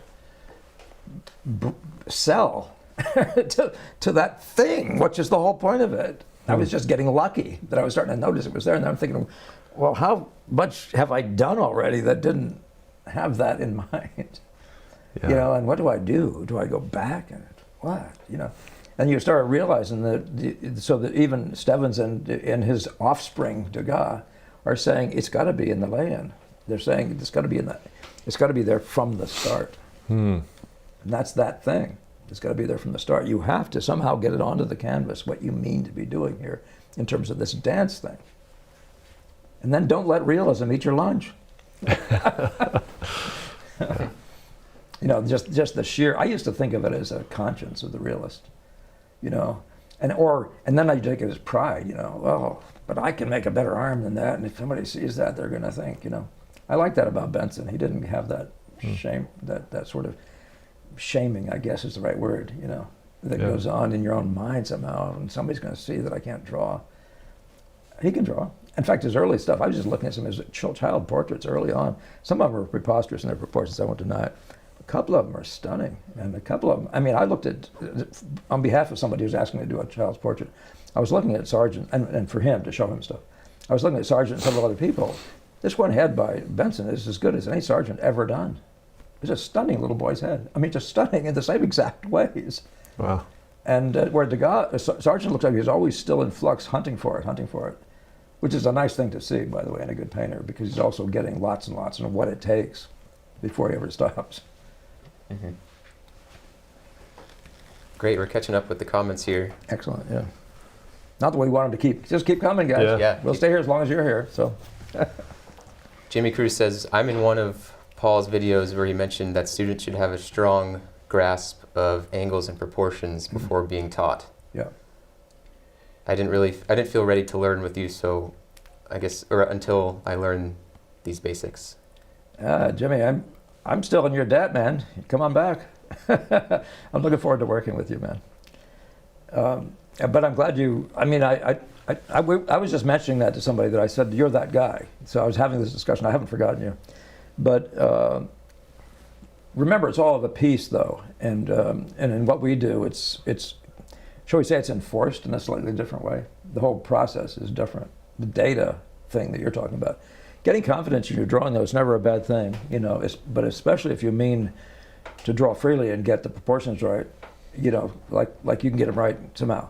But if you're measuring your way into it, that's the big worry, if you've been taught to measure your way into the truth rather than to draw and improve your way by backstraggler methods and observation of relationships into the truth. So that is going to be a shift. And I think even at some point DeCamp said something that implies that he had a difficulty making the leap from something to this other thing, to the Boston School operation. There's something very clear in numbers of people that suggests a serious difficulty getting from what I'd call academic. I once saw a description of a ball, and by the way, even Degas, his model, about Ball is an American sculptor, and his figures all look like they're fixed in space. And you're looking at a guy, like I was raised looking at Michelangelo and the River God and the Belvedere torso, and seeing a connection between them and Rodin. And then I look at this Ball guy, and I'm thinking, all he knows how to do is measure. It's all right, but he can only do figures that hold still. And there's a lot of sight size issues like that are problematical. So I'm very much in favor of you learning to move your hands and draw freely, but having absolute, like Degas did, having an absolute dedication to the truth in front of you. So how do you do that? You know, and that is going to be the difference. That's the part where we can move you to the next place where the fun starts. Jimmy, nice to hear from you. Thank you. Heidi Karpa asks if you've looked into Patreon for direct paid content. That's for a question for Mr. Producer. I don't look at any of this stuff. I am so dense, and I wouldn't recognize it if I saw it. So I think the discussion came up once, and I don't know where it was left. So, but thank you for that. Who mentioned that? Heidi Karpa. Heidi, thank you. Heidi, Mr. Producer's listening. I think we've had the discussion, so let's see where that winds up. Yeah. But thank you. It may change something for us. Who knows? A couple of comments from... I should ask, have you? Have you done something with Patreon that you know is good? Yeah. I know a lot of artists are using that to... Yeah. Yeah, to teach. Yeah. Mhm. Yeah. Are you? You were doing some teaching online. It wasn't Patreon No, related. yeah, I wasn't to that. Yeah, that's where people on Patreon tend to like create their own courses or their own little workshops Yeah. or content that they put out regularly that people can Right. have access to. So they Subscriptions. subscribe and stuff like Yeah, that. yeah. Mhm. Paid subscription. Paid subscriptions, yeah. A couple of comments from Waz. Painting is consumed really quickly more often than not. And you see the whole painting almost instantly, but music requires time. Mm-hmm. If conditions are ideal, an exact amount of time to go through the whole thing. Uh-huh. Yeah, I like the. That's an important thing, and I alluded to it earlier. But that is the meditative side of looking at pictures. I'm thinking of Oscar Wilde, who said you can tell it's a good picture if you have to go back and look at it again. So there's this blink, an immediate reaction, and then you're thinking, but something else is happening that you didn't see. And good painting is like music in that way. I find the difficulty of music is that I can't remember. I want to hang on to the previous phrase so I can see the logic. And it's very difficult to do. Yeah. I can't do it. But in a painting, you can. The whole is sitting there. The thing as a whole is sitting there. And the relational stuff, that is, you can only understand sequentially by looking at it. I say sequentially, for example, if I talk about the spotting, you see that there's a big blob here, and there's a next size one there at such and such a distance. And then it goes blip, blip, blip in a timing that actually is elegant in some way. That sort of thing happens routinely in painting. So the question is, do your eyes go blip, blip, blip, blip, blip, blip, blip? Or do they see the thing as a whole, even that part as a whole? But even that, as in the meditative mindset, requires a kind of an isolating on that part of it. So the reds, what's the dance of the reds? There's a sequential thing happening. Totally, I know, totally different from what music is doing, and yet, So, but there is a sequencing. So, and I do like the idea. There's a way of starting in a picture. Somebody's talked about the road in, and I'm suggesting over and over again in my workshops, there's no need for a road in. Your eye's already going right to the spot. It doesn't. We're bigger than that. We don't mess around. We know where the action is. It's the brightest light in the middle of a dark picture. That's all, or something. And then what happens after that? There is such a thing as what happens after that. How is that not sequential? So how does that relate to music? Yeah, I'd like to know. But I call it that, and for those reasons, though, there's a sequencing of thing, and there's an organization of the total series of sequences. That's called what I call the symphony.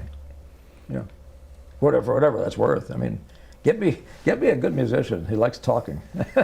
Who's good on the. I don't really want the theoretical side. I want a guy who's good at writing a symphony. That'd be fun to talk with someone like that, and then explore, shall we say, maybe more theoretically. It'd be fun. Yeah. Awesome. All right. R. Sal says, I vaguely remember Paul briefly speaking on Chinese aesthetic and their philosophies. Have you ever given thought to cultural aesthetics and how it can inform your visual interpretation? For example, I recently read how the Japanese painters place great importance on negative space and it being a thing of beauty. Yeah. And one of many, many, many elements. Yeah. If you haven't read it, we're reading a book like Bowie's, which I think was written for common consumption. It's probably all over the place. What's it called? Just called Japanese painting? I forget what it's called. I don't think that's right, but yeah, you'll find that repeatedly. It really pays to dip into other cultures, especially if you can find somebody who's an interpreter. And I don't mean to say you want somebody non-visual interpreting for you, but somebody who went and studied it, like in the case of Bowie, who's an American who studied in Japan, and he's telling you what he learned, what he was being taught. So, yeah, and I don't recall if that's negative spaces in Bowie, but definitely the idea of value, spotting, and what do they call it? There's a word for that, and I've mentioned it before on here, I forget it at the moment, but just about the value distribution stuff. I recall there being, I think it was Arthur Wesley Dow, is that his name? Yeah. He wrote a book that had talking about notan. Yeah, that's the word I was looking for. Yeah. Oh yeah, and that's like the negative space, positive space, both being activated. Yeah, the dark light and the interplay. Yeah, Right. Yeah. And the way we think, I don't really think of negative space. I don't much care for the term. There's light spaces, dark spaces, there's any spaces. But it's what I talk about value units. and they're all over the place. But once you see a light value unit, and then you popping your eyes, for example, if it's a dark picture, you see a bright light value unit. The rest of the picture is going to be other levels of values in their own units, playing a game with that. So if you get that idea, what was that? Were they negative spaces or were they objects? Who cares? Yeah. You see what I'm saying? At that point, though, you're into a thing that sort of, I think, supersedes negative spaces. But yeah, to the extent the Japanese are talking about that, it'd be fun to know more. It'd be fun to hear more from those guys. Definitely the Japanese, especially the printmakers are into that. Or the watercolor guys, you know, I'm always thinking of the Chinese more when I'm thinking of the black and white things. It's more evident that they're into spots than into the negative stuff. But when you start getting with anybody with line, there's going to be an element of that, and the patterns are fun in Japanese prints. Really, really good stuff. But yeah, I'd like to know a source for that. That'd be a good one. I don't remember Bowie mentioning it. That's all I mentioned about him. But Bowie is a good introduction to me. It was a good one. I've read 2 or 3 other books and not as good, not as impressive.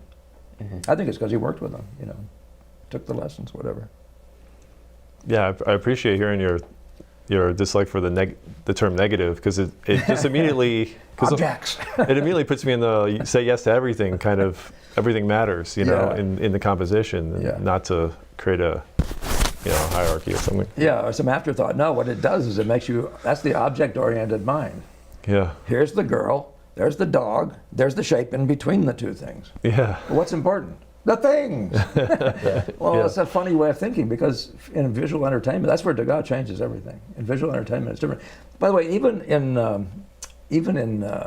Veronese, you get an intimation of that when you see the pillars in the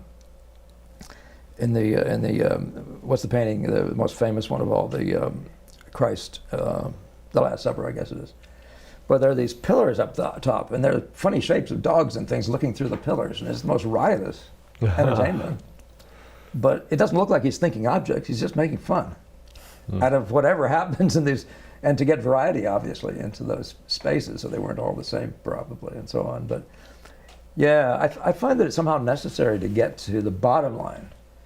And negative shape doesn't cover it. It's a thing when you're thinking, here's the girl, there's the dog. But if you're thinking like we think, there is no girl and there's no dog. There's no spoon, right? Yeah. You Matrix people, go watch The Matrix. That's what I'm talking about. Okay, Heidi Carpo was clarifying that question earlier. For Adra? Yeah. Yeah, Adra, and that question had disappeared, but Heidi says she believes it related to developing color first. Yeah. So, I don't know, I if I were to take a stab at that question, maybe it's about like color spotting and the importance of color spotting before articulating effects and why we do that. Yeah. Okay. Now, so what you're saying is in your work here, you're understanding that we're using color, we're setting color out, and placement of those colors then becomes rather significant. Read the question again. I'm going to jump to a different place, and then we'll come back to that. But read the question again some more time. What she thinks she meant Adra was talking about. She says, I believe it did relate to developing color first. Thank you. No, before that. Read a little more before that. It suggests something else to me. Let me go up a little bit, see if I can find that original one. Oh, no, even that one. You just read it. It was there in what you read. Oh, it might have been what you were suggesting about was it about, like what he was suggesting about the spotting the colors and starting with that before the effects? Didn't sound like she wasn't implying Adra was saying that, right? Or was she? Do you think? That's what you're saying. That's a significant thing in your experience, and maybe what she's referring to. That's your read of it. Okay. I'm trying to add that to the conversation, I guess. Yeah. So that's a possibility. So let's leave it at that. And then let me go back to the one thing I'm trying to say. And I've told you, I even wrote a little poem, and I wish I hadn't lost it somewhere. This is in some note in some bottom of some page, drawer somewhere. But color is such has such a curious personality that it doesn't actually. It's intimidated by drawing. Now I'm going to talk about this as maybe you being intimidated by drawing, so much so that you're afraid to wreck it to get the color right. That being the case, how about we get the color in the room first and give it a chance to play? Because it's terrified of drawing, it's going to screw it up. And then how about we just slowly introduce drawing by, for example, bringing two values together to make a light effect and improving their color on that location, and that's their color relation on that spot. And that introduces you to placement. Now, you were already introduced to placement by color, there's a big blob of red and it's got to be about right here. So you're already introduced to placement in some loose way. But that's my primary conversation about that, is the color doesn't want to sit on top of drawing, and it won't operate in a free play way. And I found this out when I was working on trying to correct colors. I would have to wreck a drawing just to let the color back out into the room again. I'd have to knock barriers down and stuff like that. Painting between the lines is not a thing for us. So if that begins to get to your point, Adra, that's simply what I am addressing. I'm saying, let's put the color out there. We know that it's intimidated. Well, you're intimidated. All you ever have a conscience about is drawing. All you're afraid about is failing at drawing. So much so that you don't mind failing at color. Well, how about the modern girl? We want it all. Come on. How about we get the color out there first and give it a chance to play, remembering that you have to draw with the color you put down. So how about giving the color a chance to find out what it's up to? So that's my conversation. Yeah, recently I think in one of my critiques you were mentioning something about seeing how much of the look of nature I can bring just with the color. Yeah. Instead of getting into that other. And it really opened my mind to the whole idea of using color, So the exploration of the color, not even to the point where you're getting to the drawing, just to the point where you're just saying, let's talk about the color. The values have got to be right for it to convey the sense of the room next, whatever it is you're painting. It's got to be right in so many different ways. The general chromaticity of it. Well, that's a thing. That's a word that some of you guys may not have heard. But the paintings are either very neutral, somewhat colored, or rich. So that's a thing. You can be handling all these things, and when you get 3 or 4 of these things going, they're the sort of the fundamental stuff of color. All of a sudden you realize you own this picture, and you're in a comfort zone for drawing. In other words, you're not coming into drawing like, oh, I hope I get the drawing right. You come into drawing thinking, I own this place, in some way. Now I found that to be personally the way it works. Yeah. So, and that's why I offer it that way. Yeah, that's a good point. Yeah, I find it's significantly easier to bring accurate edges to well-found color than it is to bring color to well-found edges. It's just. Well, keep thinking, of course, when you say that, I want anybody in the fear of when you first get in there making the edge right. But it is easier to, as soon as you bring it together, there's this challenge. There's an assault on your colors. Like, those colors aren't right. As soon as I make the edge right, the colors look wrong. Well, mostly the values, but, good. So, adjust. But you'll have a leg up on it. That's what I think your best advantage is.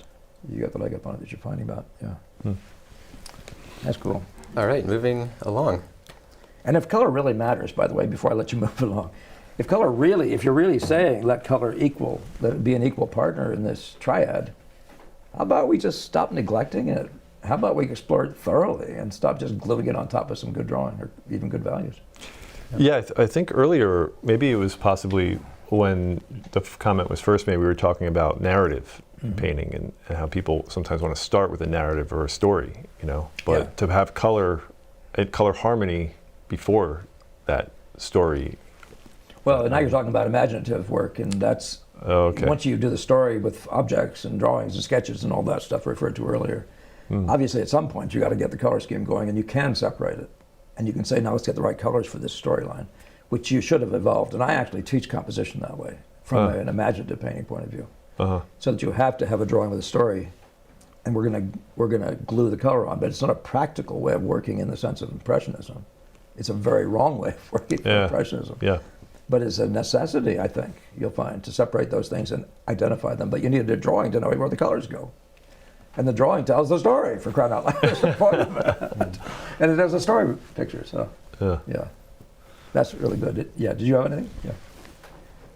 Well, I'll keep reading some comments here. So I think you mentioned this earlier, but Stephen Jameson asked when, or if there's any progress on publishing your book. Yes, there's progress. You'd mind if I leaving it at that? There's progress. There is progress. And somebody else, one of you guys offered me, now you're probably watching this, to read copy for me, and I'm going to involve you. I think I intimated that, and so I'll probably involve you pretty soon. I do hope to get it out shorter than longer, but I can't even say 6 months.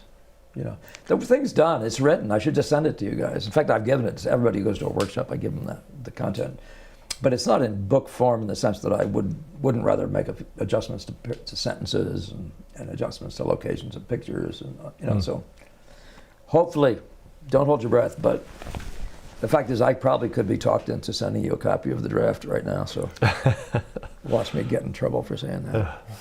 I'm feeling very optimistic about it, I know. You are good. Yeah, Al. yeah. Here's my man. Yeah.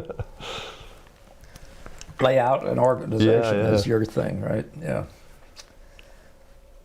An interesting question here from Faye Kelly Tunke. Yeah. Hi, Faye. Know that name. Did I pronounce that right? Would probably about the way I would have done it. Yeah. Oopsie. Okay. Nice.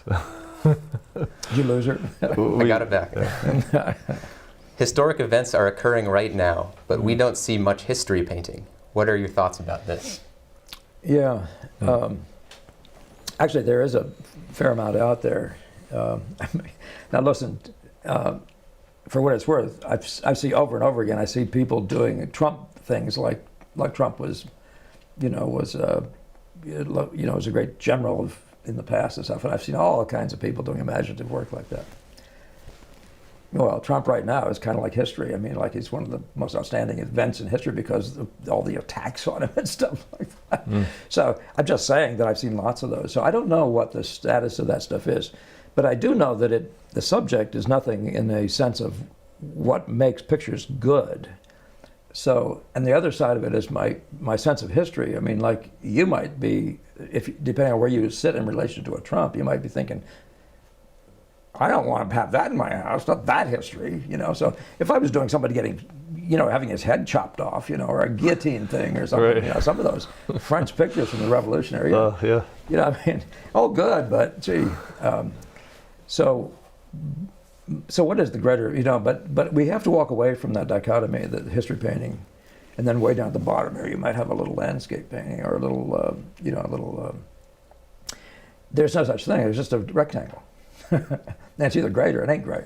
Now, you could say that when you get to the story, that's not quite true, because there is the correspondence of the story with the visual data that makes that, makes you need to be a more impressive person, a more complete painter, shall we say, in that sense. But that's why I keep asking you whether you think the form is embodied in this narrative, or if the form itself isn't actually just the rectangle in a physical way. It used to be called the art of color in Italy at one point. It was referred to as the art of color. Maybe that was Greek, but it's way back. It's referred to as the art of color. Well, it's not the art of form in the same sense as sculpture, and it's not music, and it's not dance. Well, what is it? What are its properties, right? It's color values, right, in a rectangle, or whatever shape you put it in, but in a two-dimensional thing. And that's where it just has to be good. So, yeah, history is being made today, and history paintings are being painted. You might look around. I don't know where to send you, except they keep coming to me, different ones. And one of our friends, Graydon Parrish, you probably run into him, was doing one on 9/11, sort of an allegory of a 9/11 thing for some sort of a mural or something or other, I think. Maybe for 9/11's memory, memorial type stuff, but so on some level that's being done. Yeah, it's not, but it's in terms of the Boston School, though, that's, this is just skill-based conversation mostly, and I'm not trying to sell whether you should do history or not history and the relative level of the content of the narrative. It's not a thing. It's your thing. I just want to make sure that everybody's good at getting color relations right, so that we all enjoy it, no matter what the history is. it'll still stay on our wall, you know. And the more important the painting is in terms of meaning to you, the longer you want it to stay on somebody's wall. Get it to look good. Yeah. Get the dance to, you know, to always sound like a beautiful piece of music, even if it's Siegfried's funeral march. I guess there's also like I'm sure there's a term for it, but like if I think about Vermeer or those Dutch paintings, Yeah. When I look at them, I feel like I'm getting a sense of the history Yes. in a very authentic kind of way. Yeah. It's not focused on singular events, but it's a broader kind of. Yeah, and that's Steven's argument for, he said the Dutch are the best history painters. Hmm. And he says paint your neighborhood, you're painting history. Yeah. Essentially is what he says. Yeah. So that is a piece of that. It's a good point. It's a good point to make. You do this kind of stuff. You have thoughts about it? You have extending thoughts based on this conversation? Kevin? I haven't done history paintings, I would say. Well, you're doing The well, biblical- that's true. I mean- that isn't pure history, is it, what you're doing? Well, I The guess Stations of the Cross thing is rather like history. right, yeah. I consider it history, but it's not, what would you say, contemporary history? So it's, Right. yeah, Well, no, not contemporary for sure, yeah. yeah. Although it is, the argument that, again, Stevens makes is that you know, when Veronese painted Moses, he was painting the Italian girls as the princesses, the Pharaoh's princesses, you know, in that garb, that decorative garb, you know, flowing dresses and stuff of the, you know, of Italy, whatever. Was it Florence? Yeah. Well, I guess one thing, I mean, you mentioned Stevens, and I think he also says that you should make paintings with models in contemporary clothing. Yeah, that's the argument for Veronese, yeah. Yeah, and I don't know, like if I'm doing an imaginative sacred painting, how do I reconcile that with like Lululemon yoga pants or something? I would have to, I don't, yeah. Numbers of things he says I don't find a way into, Yeah. Stevens, and that is one of them. Hmm. Yeah. I mean, I laughed when I first saw him, the title of that picture. I think it was maybe at the Met, but there's these foo-fooed up women with cute hair and all that sort of stuff. And Moses? Yeah. I'm like, whoa, what? Funny, yeah. It doesn't convey. Oh. Yeah. It makes a nice picture, though. Just don't read the title. And Stevens does say you shouldn't have to read the title. Yeah. He's right about that. Mm-hmm. What does that tell you? To answer the whole question of history. Yeah. Yeah. Well, some people would say Yeah. it means the picture should tell you the whole story. But no, I don't think that's what he means, based on the development of his thinking. All right, great. Some more comments here. Sergio 2023 asks if by any chance you give critiques of your online students' work. I'd be happy to, and I've done it numbers of times. We didn't do it with you. We did something you did with me. So, but I've done it numbers of times. I'm happy to do it. Please give it a shot. The only reservation is I don't know how much I can communicate, how adequately I can communicate. But I definitely can get some value to you. So don't hesitate, especially since you probably don't have anybody else anyway to even carry a conversation on with. So, of this around the lines of the stuff we're talking about. So. Don't hesitate, yeah. I'm saying it to everybody. I don't have that many people reaching out to me. I have had over time probably 20 people, and I'd be happy to do more. And I certainly wouldn't charge you for it unless you become a burden. And I shouldn't say that. I really shouldn't, because I don't want to discourage you in any way. But I can't imagine it becoming anything like that, a burden like that. So give it a shot. Would the best way to reach you be your email? Yeah. That's by far the best, yeah. Email, it's Ingbretson_studio@yahoo.com. That's INGBRETSON_studio. And by the way, all the books, anything I offer you guys, come to me through the email address and ask me for them. Anything I've offered you, it's free. It's just PDFs, I mean. But you can also go to Twilight of Painting, which Blake, one of you guys' fellows, has just set up. And he's trying to get all the stuff that I've offered onto that one location. So if I never hear from you again, I'm hoping it's because you went there. Yeah. But otherwise, just ask me for it. It's no burden to me to just click on the email thing. Yeah, he's doing a lot of good work going through all of the PDFs, making sure they're formatted and Oh, done yeah. right, Oh, just to good. get them all up there. So Oh, good. it'll- Yeah, because I have all these Gamel essays that you've seen. I think the art people at one point, not art, but somebody else, the Realism and Revolution guys, the Lack people. yeah. Eventually, they put that out there in paper form. So I'm trying to get all those things cleaned up and out there in PDF form. If they're already out there in some PDF form in good shape, I'd love to know about it.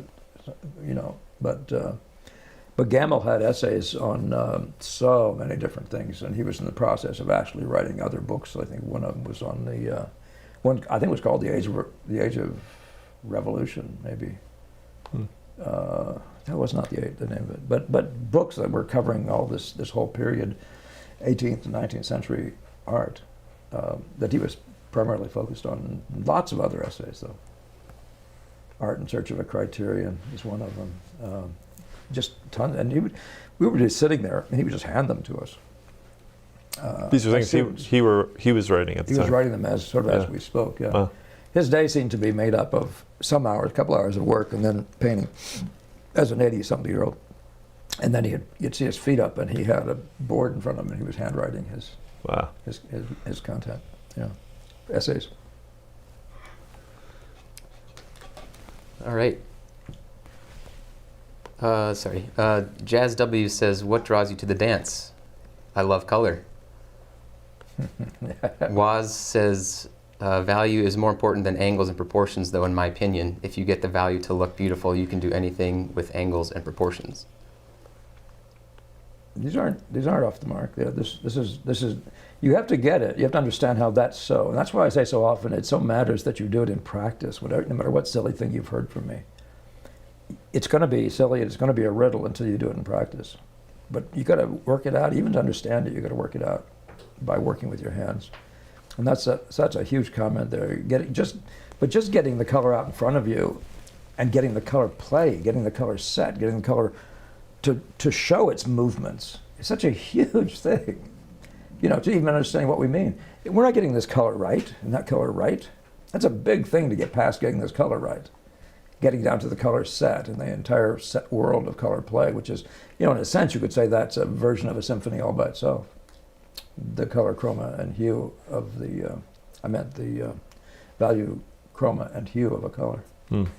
But yeah. Jazz, I'm glad to hear that. I'm glad to hear from you too. Glad you're there. You've been a friend. I'd like to meet you sometime. All of you guys, by the way, I'd say that about all of you. Jazz has done it in, I think, New York City. Cool. Yeah. Sergio 2023 was wondering how to make a donation.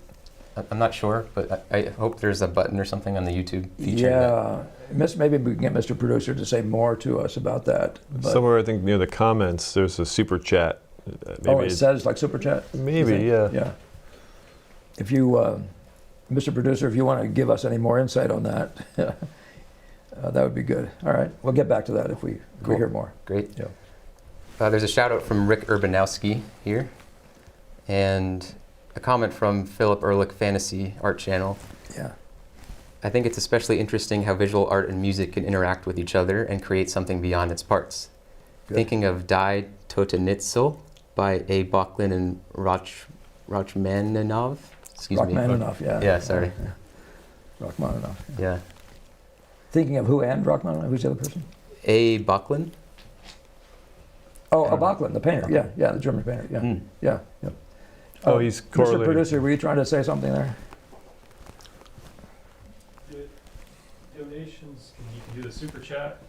Just hit is a just button. talking about, Yeah. or there's a donation spot at studio.ingbretson.com. Okay. Although that website may be having some problems right now that I need to Okay. fix. Okay. At studio.ingbretson.com, there is a place you can make donations, but for today, that's Super Chat. Hit on Super Chat, hit on something, Yeah. a button or whatever it is where it says Super Chat, and that will automatically connect you. And thank you for asking. And thank you for all these donations thus far. It's really been a good, I think we're getting close to the support we need. Yeah. As I said, this is a more extended thing involving several people doing cameras and sound and other stuff. So it is helpful. Otherwise, Mr. Producer winds up doing it on a charity basis. Since he's sort of related to me, and he created this whole thing out of thin air, by the way. So I wouldn't have probably never been doing this if it weren't for him. And here we are at this 365. So now it's become a devotion book, right? Every day you can get up and do your daily devotions. Yeah. Well, I mean, I think the quality of the videos, the look, there's so much thought put into it that really makes it something more than just a YouTube, video with your phone or something. And I'm glad to hear you say that. I don't watch those things much online, so. But I have seen plenty of them where guys will stand there and their ears are funny sizes and the noses are too big and stuff. Right. I know we're not dealing with things like that, thanks to Mr. Producer. Yeah. A lot of numbers of you guys have said nice things about what he's done. I appreciate it very much. He's worthy of his hire. Let's put it that way. All right, interesting comment here from Waz. I find hard to control negative space and value at the same time in my compositions, probably because I still feel like I'm chasing a greater understanding of how to arrange the value to guide the eye. Yeah, I wouldn't, one of those things about this idea of controlling that kind of stuff, just watch what it's doing. When you're talking about the movement of the eye in a picture, it is what it is. And now there's a bunch of ways that your eye is moved. For example, if you have an apple in some part of the picture, or a red apple, even not a red apple, but an apple in one part of the picture, and it shows up again somewhere else, your eye's going to go there. As soon as it sees the apple, it's going to see it. Your brain does that kind of stuff, so there's some automatic stuff. But it's not as strictly limited as that. But if the first thing is you happen to see is a brilliant smash of light, your eyes and you're into in a darkish picture, you're into that world where you're going to start seeing spots, so to speak. I look up at this light here and I feel like seeing spots. But you follow that idea, though, so I would watch more what it's doing, and sometimes it's more a question of what it's not doing bad than what it is doing by force, In other words, I doubt that think of a symphony director, do you really have control of all those instruments out there? You really don't. You really don't. You can have a lot of practice time, whatever it is you need. But there's something happening there that's beyond you. And yet there's something happening there that's being caused by you, by your integrating with it and letting it happen. And evolving it. So if you hear a symphony director tampering down a section over there, it's because he's onto a thread. And that's interfering with the thread. This is my theory of all this stuff nonsensical. Don't believe me as a director. But you see what I mean, though? That's what you're doing in painting. So don't feel like you have to control this as much as you have to manage it. And I say there's a difference. I see managers who aren't controllers, and I see control freaks as managers. Yeah. It's not the same animal. If you want to have a happy painting, so watch out for the control orientation. Yeah, I would say that. Yeah. Recently, I've just been having thoughts like, there's so many horses. How could I possibly do this? There's the drums, there's the strings, what are you doing? Percussion, I should say, whatever, yeah. But that really puts my mind at ease because it makes me, it's just bringing to my awareness the control thing. That's like, I want to control and own every horse and exactly where it's going to go. And it's a little bit like sight size. Get this right. Get that right. Yeah. Instead of noticing that these things are all into this thing together, how do you ever manage that?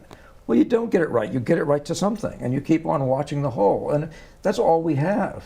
And I say that in both in the imaginative work and in the world of Impressionism. We have that necessity to stay in the game.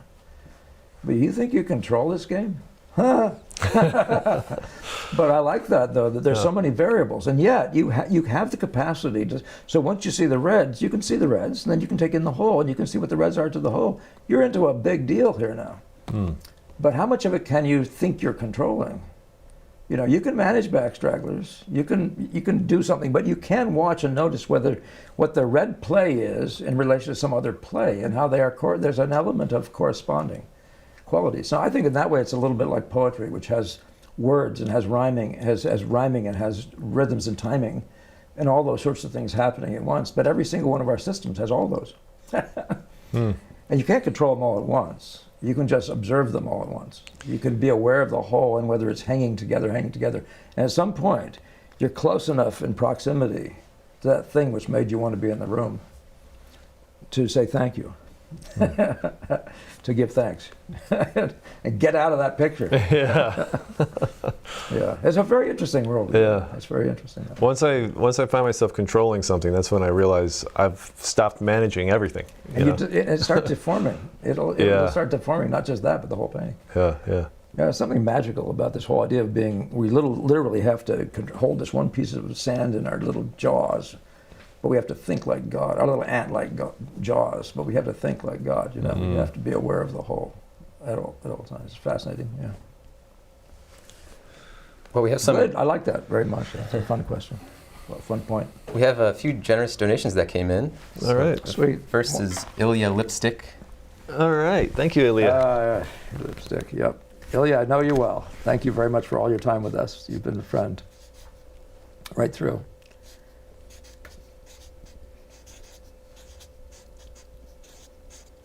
What was his whole name of his lipstick? I'd forgotten.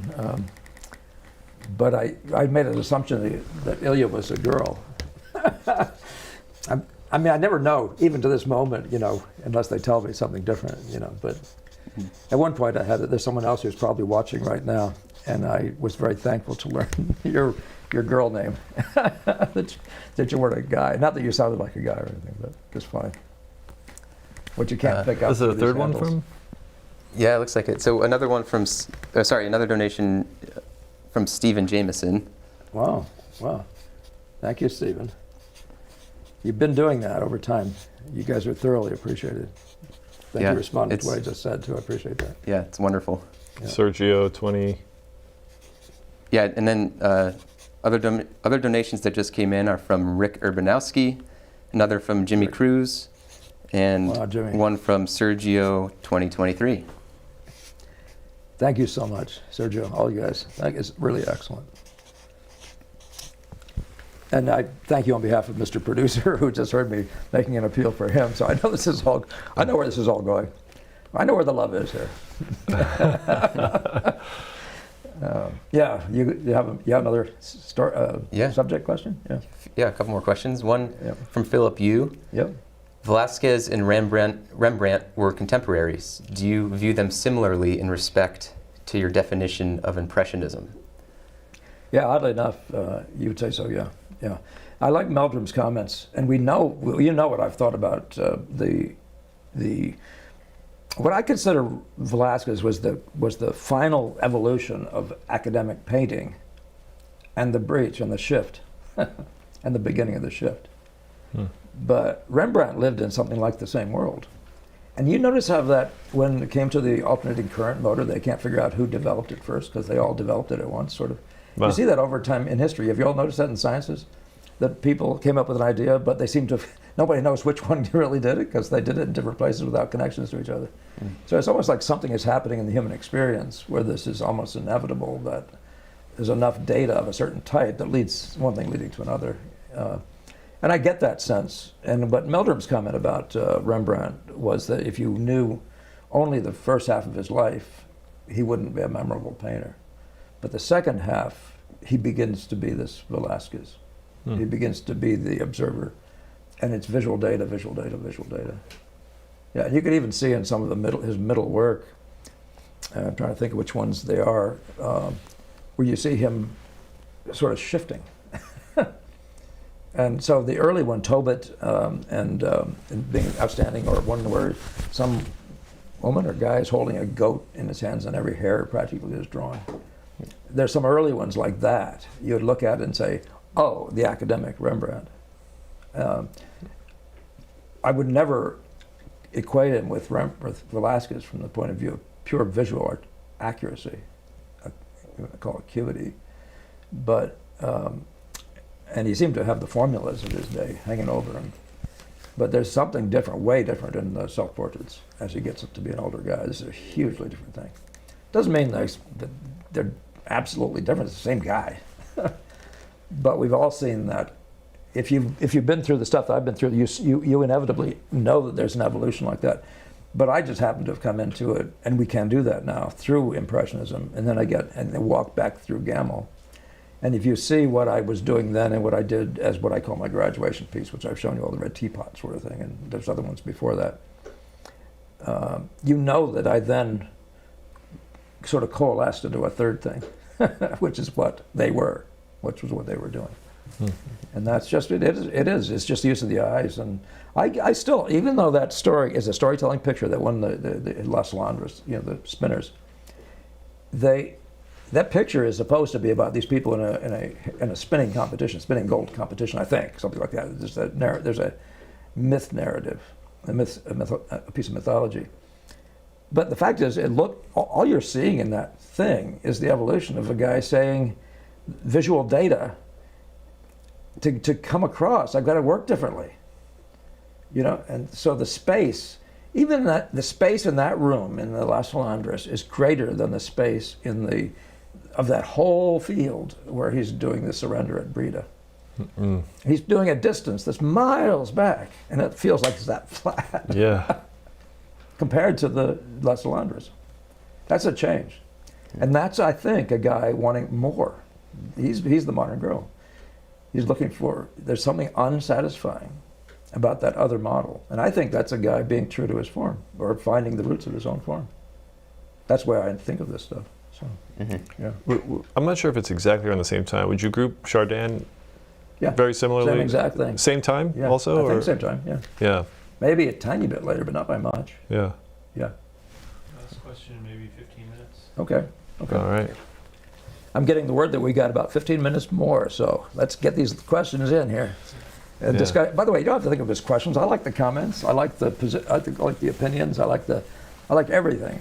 It just everything. All I do is, as you know, is I just used it as a point of departure for clarifying some of the thinking that I've been, shall we say, forced into by time. By the way, even your life, I was talking about this symphonic thing. You think you can control this? You think you can control your education? You don't even know what you're going to want to do next. And then never mind getting to somebody who even knows what it is, and never mind why would you even know what that is? So there's this whole randomness about this whole thing.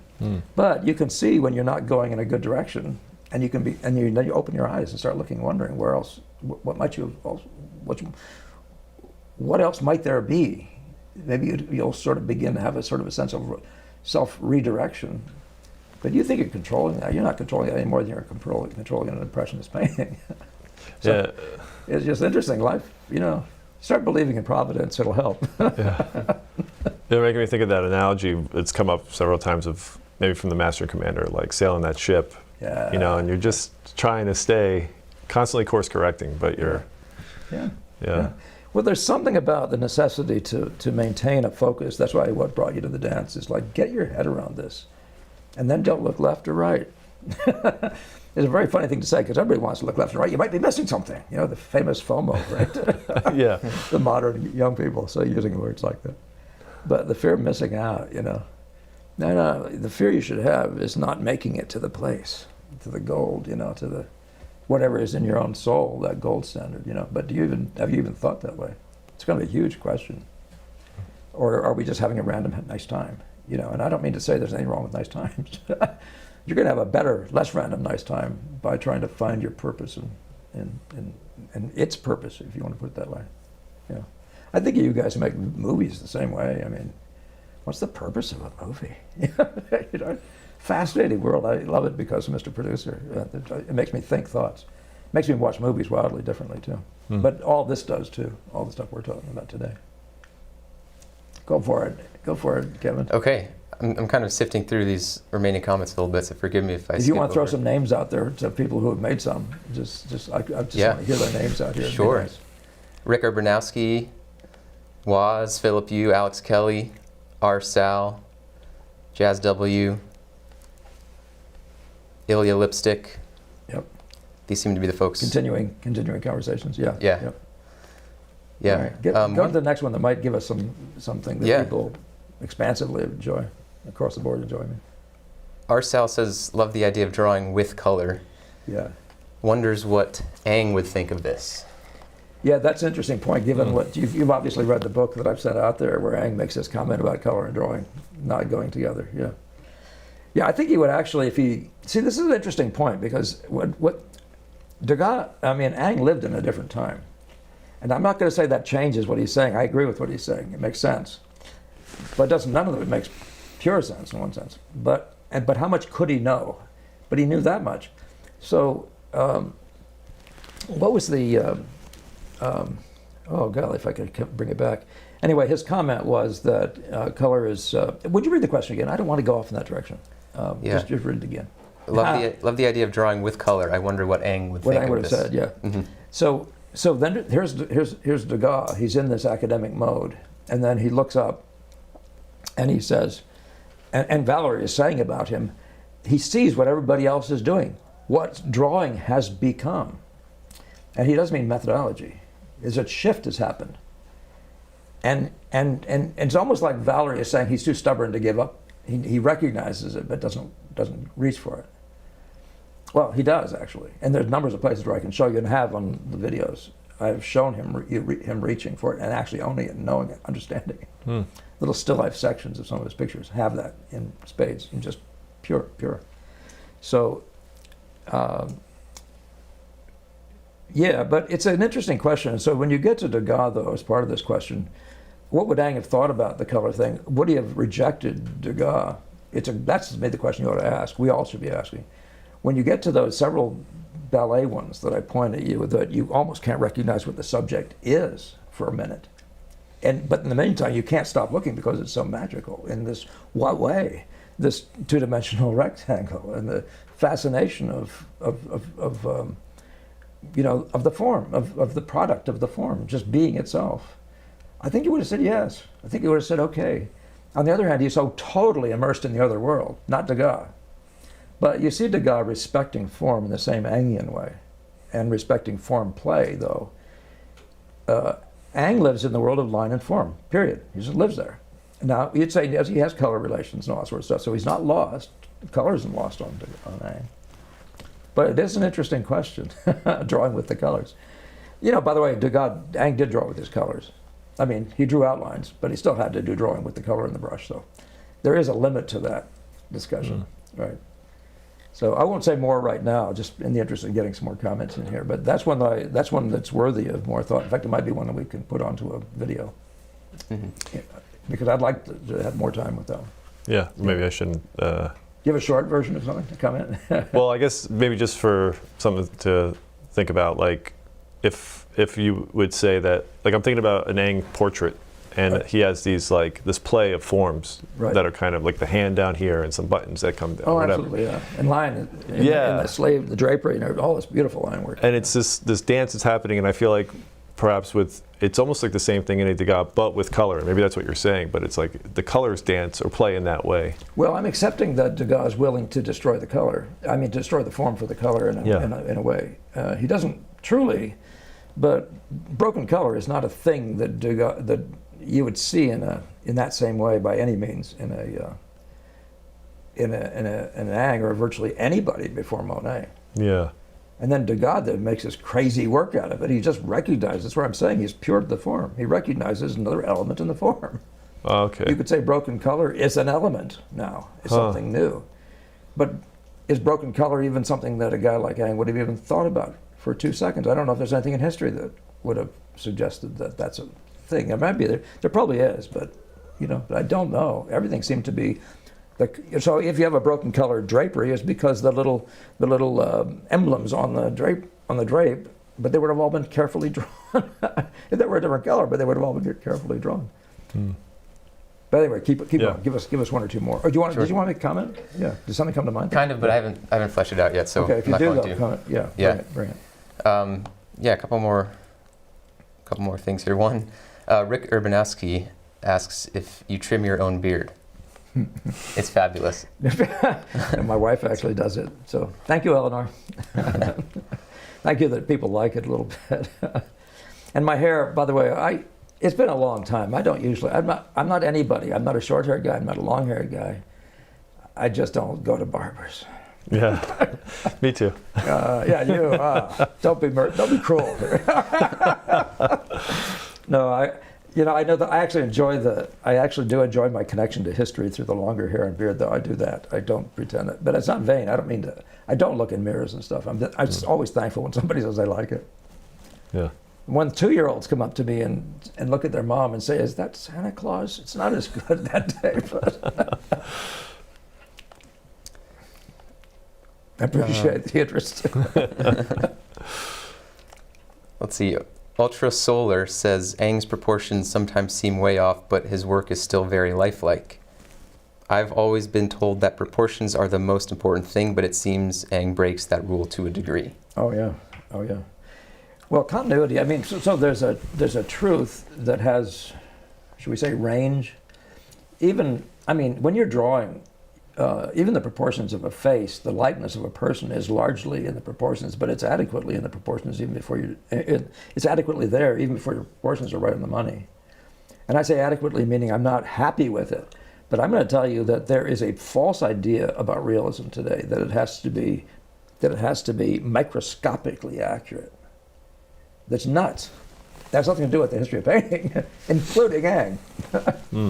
And so think that through, you know. But that is the whole idea of idealization that he lived in, and I'm talking about even doing portraits, has to do with making the parts correspond better to each other.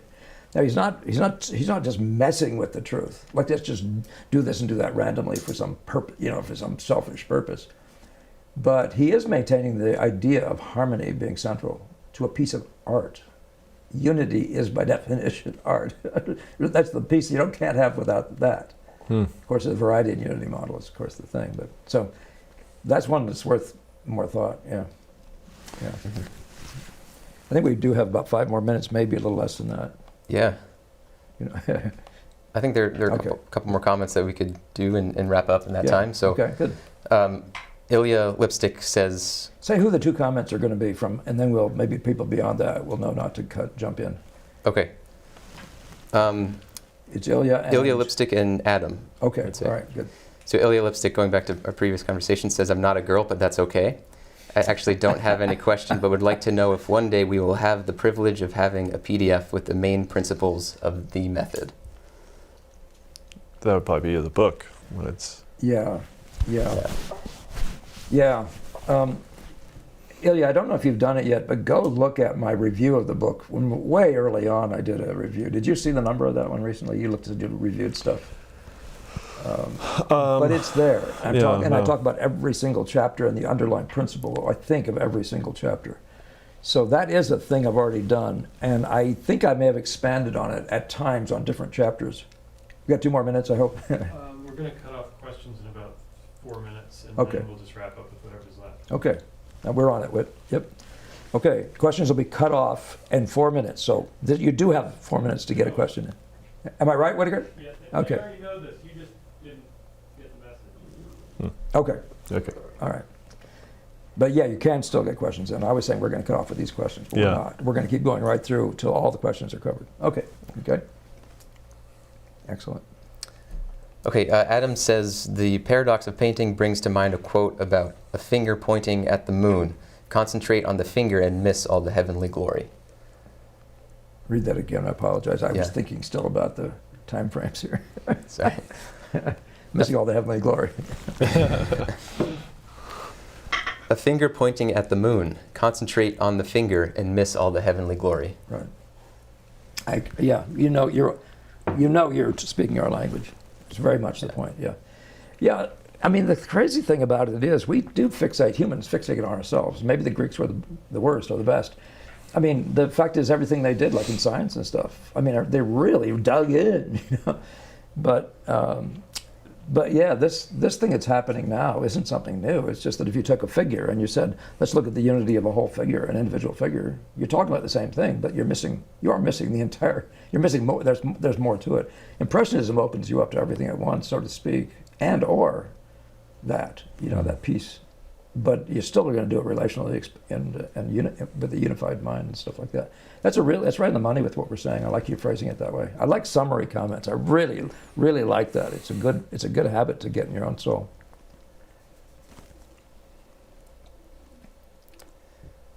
Maybe one last comment here from Chris Vales. Great insights. It really feels like connecting to life by means of painting and not aiming on the destination, as the saying goes, but the journey. And that kind of play is so much more is so much more of a fun approach. Good. Thank you, Chris. You sound just like somebody else I just. You guys are raised by the same people, or smoking the same stuff down there, breathing the same air. I give credit to New Jersey air. Yeah. Nice to hear from you, Chris.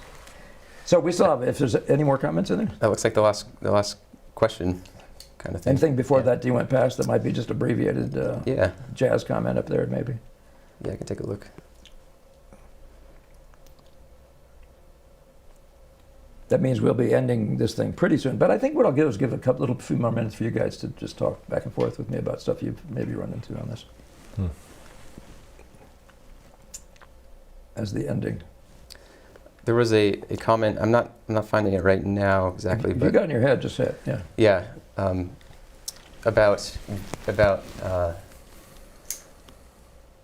how the perception of values change once you bring them together at an edge, depending on the sharpness of that edge. Mm-hmm. That was actually a specific question. I think I can't find it. Yeah, It was that's just a huge, an observation, I question. think. So Yeah. Oh, good. That's huge. That's what I'm saying. If you hear me say something like that, you don't work it out. You don't know what I'm talking about. But once you've done it, you never lose the value. And that experience being in your head with all its promise, all its benefit at the moment, makes it a memorable experience. I mean, failure does too. Failing makes memorable experiences. But, I've never found the words of painters, even riddle-like though they seem, to be not worth pursuing in practice. And so to the extent, I've had students that go on for some years and keep thinking the values are right, and they aren't getting the edge. How do you determine the values are right? Because what determines the rightness of the values is the light effect, actually, and which is a very odd thing to say. What's the light effect? We're talking phony stuff now, aren't we? Talking what's light effects? Well, no, but the fact is it either projects light in the same way or it doesn't. And without the edge, it won't do it the same way. So you're just guessing about the values. So that's the content of the edge, which is including the sharpness and the color chromal differences and all that sort of stuff. They all are working together.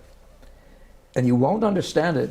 You can think I'm being too small, but the fact is, so this is one of those things when you're working on a part, so it's not a wormhole, but you have to bring enough to the part for it to be useful to the rest of the parts. So when you first go around, it's just color values. It's a color scheme. That's what you have to be useful for. And the general tonality and general coloricity of the painting, chromaticity of the painting. And but the next part of that, when you start bringing things together, you have to bring enough specifics, and you're going to have to correct all the specifics. So you're bringing them together in a location. Now it's going to be more location specific than it was as a color blob. But then it's also, you're bringing them together, so it's got to be edge specific. It's got to be contrast specific. So all of a sudden you're in a whole new set of organizational elements.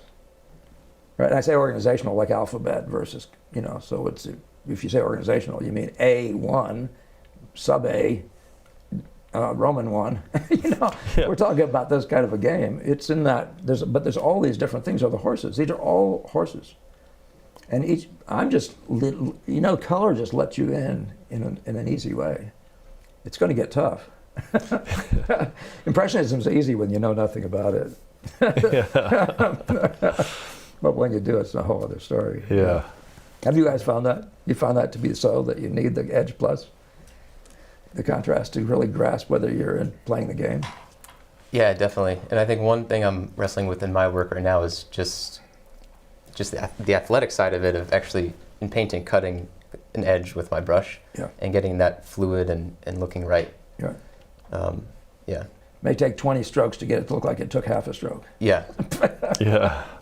A little other version of the Stevens thing, where he says a guy who drew a mustache with a stroke should have drawn mustaches hair by hair before that one.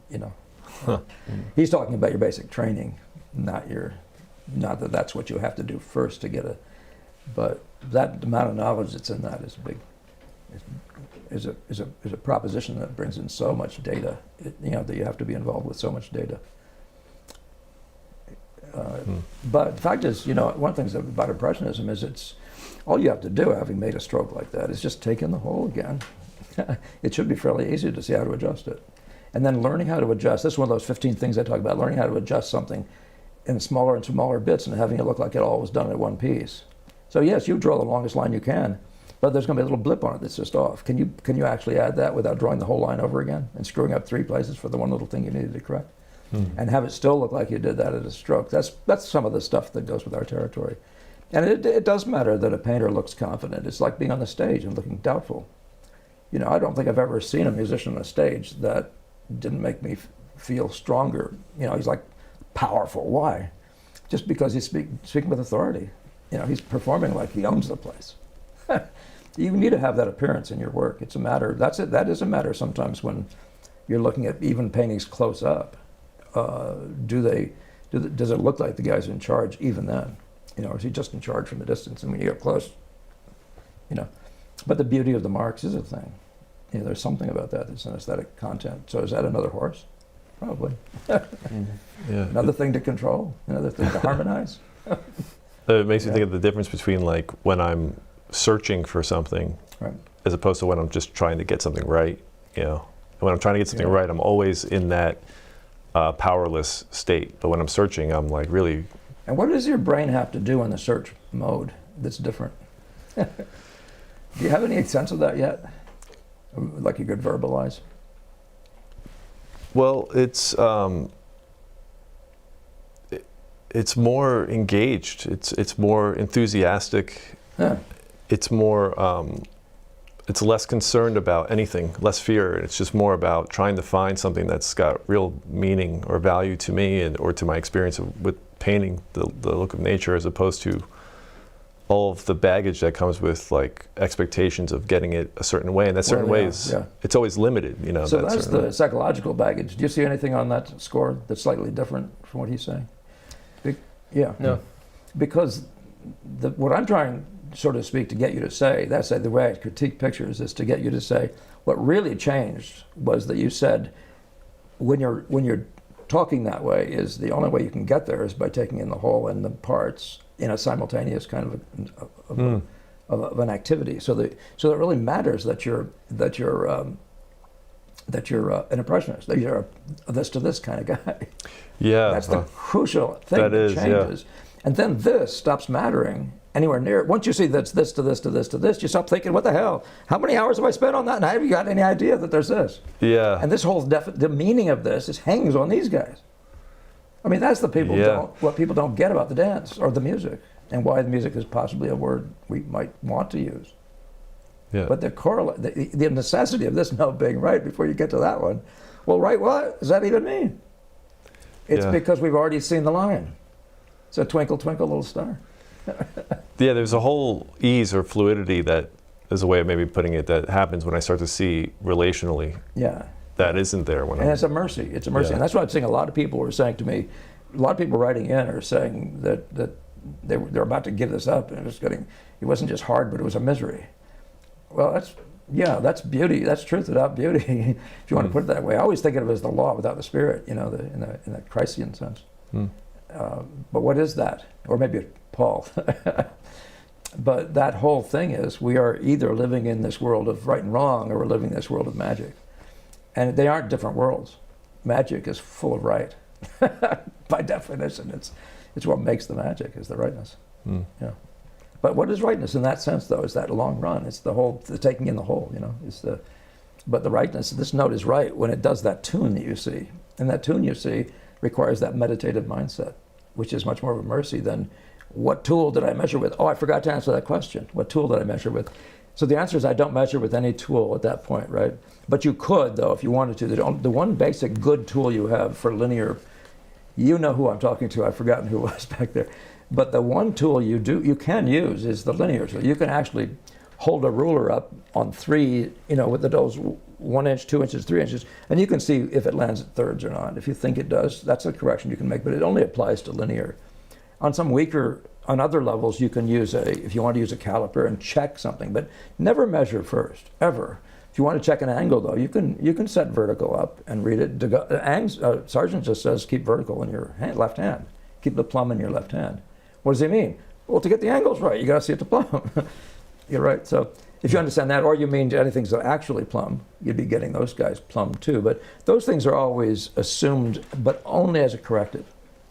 You can even use some devices like a viewfinder that has a height to width thing, and you can compare height to width of certain sets of things in your picture in nature on a modest level. But those are the only 3 measurements. I would never even think to do them first, because you lose all the fun. And the point is, I've always found the fun. When I do demonstrations, I always take a ruler out when I'm all done, and I say, should we check the measurements now? And I'm never off. Now, why is that? Because I'm having too much fun, and the measurements are part of getting us there. But the measurements are the fun. The fun delivers the measurements. Sorry to say, didn't get that said right. Yeah. You see what I'm saying? Yeah. That's what I'm hoping, that we can all engage in the sense of really enjoying the experience. And then, but you're being in a personal place now where you're going to inevitably bring something good to the viewer. Then I didn't do anything wrong, did I? Yeah. You know, no, you found the music, and you said, and then you could say to the viewer, and I just watch their eyes. You know, that's all you have to do. I do ask people when they say they like my picture, I say, what about it? Because I want to know whether they're having the experience I want them to have. Talk about control, by the way. But that is a thing. It's the prism of your experience. You're trying to convey not what you've seen in a simple way, but what you want people to see that you saw. And that's maybe a good note to end on. Do you guys have any other thoughts about this that might be useful to anybody that's based on the comments you've heard even? Well, thoughts, I don't know. Questions, tons of questions. Well, one of the things that we don't have to answer now, but maybe just is worth throwing out. Yeah. I think one of the questions is, I don't think of myself as the answer man. I still don't think of myself as the answer man, but I'm the discussion generator or the discussion extender. All of it building toward what's the real thing. Yeah. Yeah, well, just about the importance of organization, okay, and how to organize instead of to be led by things. Whoa. Yeah. Well, so that deal of organization was introduced to me by Daniel Green. I give him huge credit. I don't know if that's the single thing, but he had literally organized the values across a face, saying where the chroma was, where the warms and cools were, and all that sort of stuff. He'd organized his palette full of pastels and showed you why he organized them that way. You know what I mean? But the world is physically organized.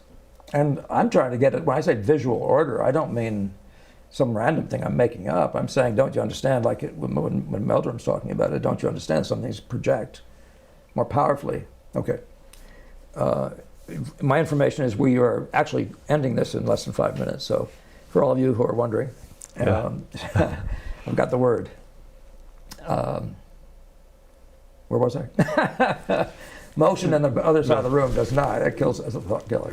You were mentioned Meldrum and the organization. Let's come back with this. All right.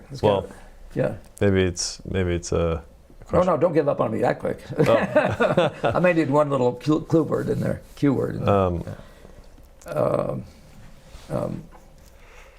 And anyways, let's just go back to the central thing, which is you need to be organized.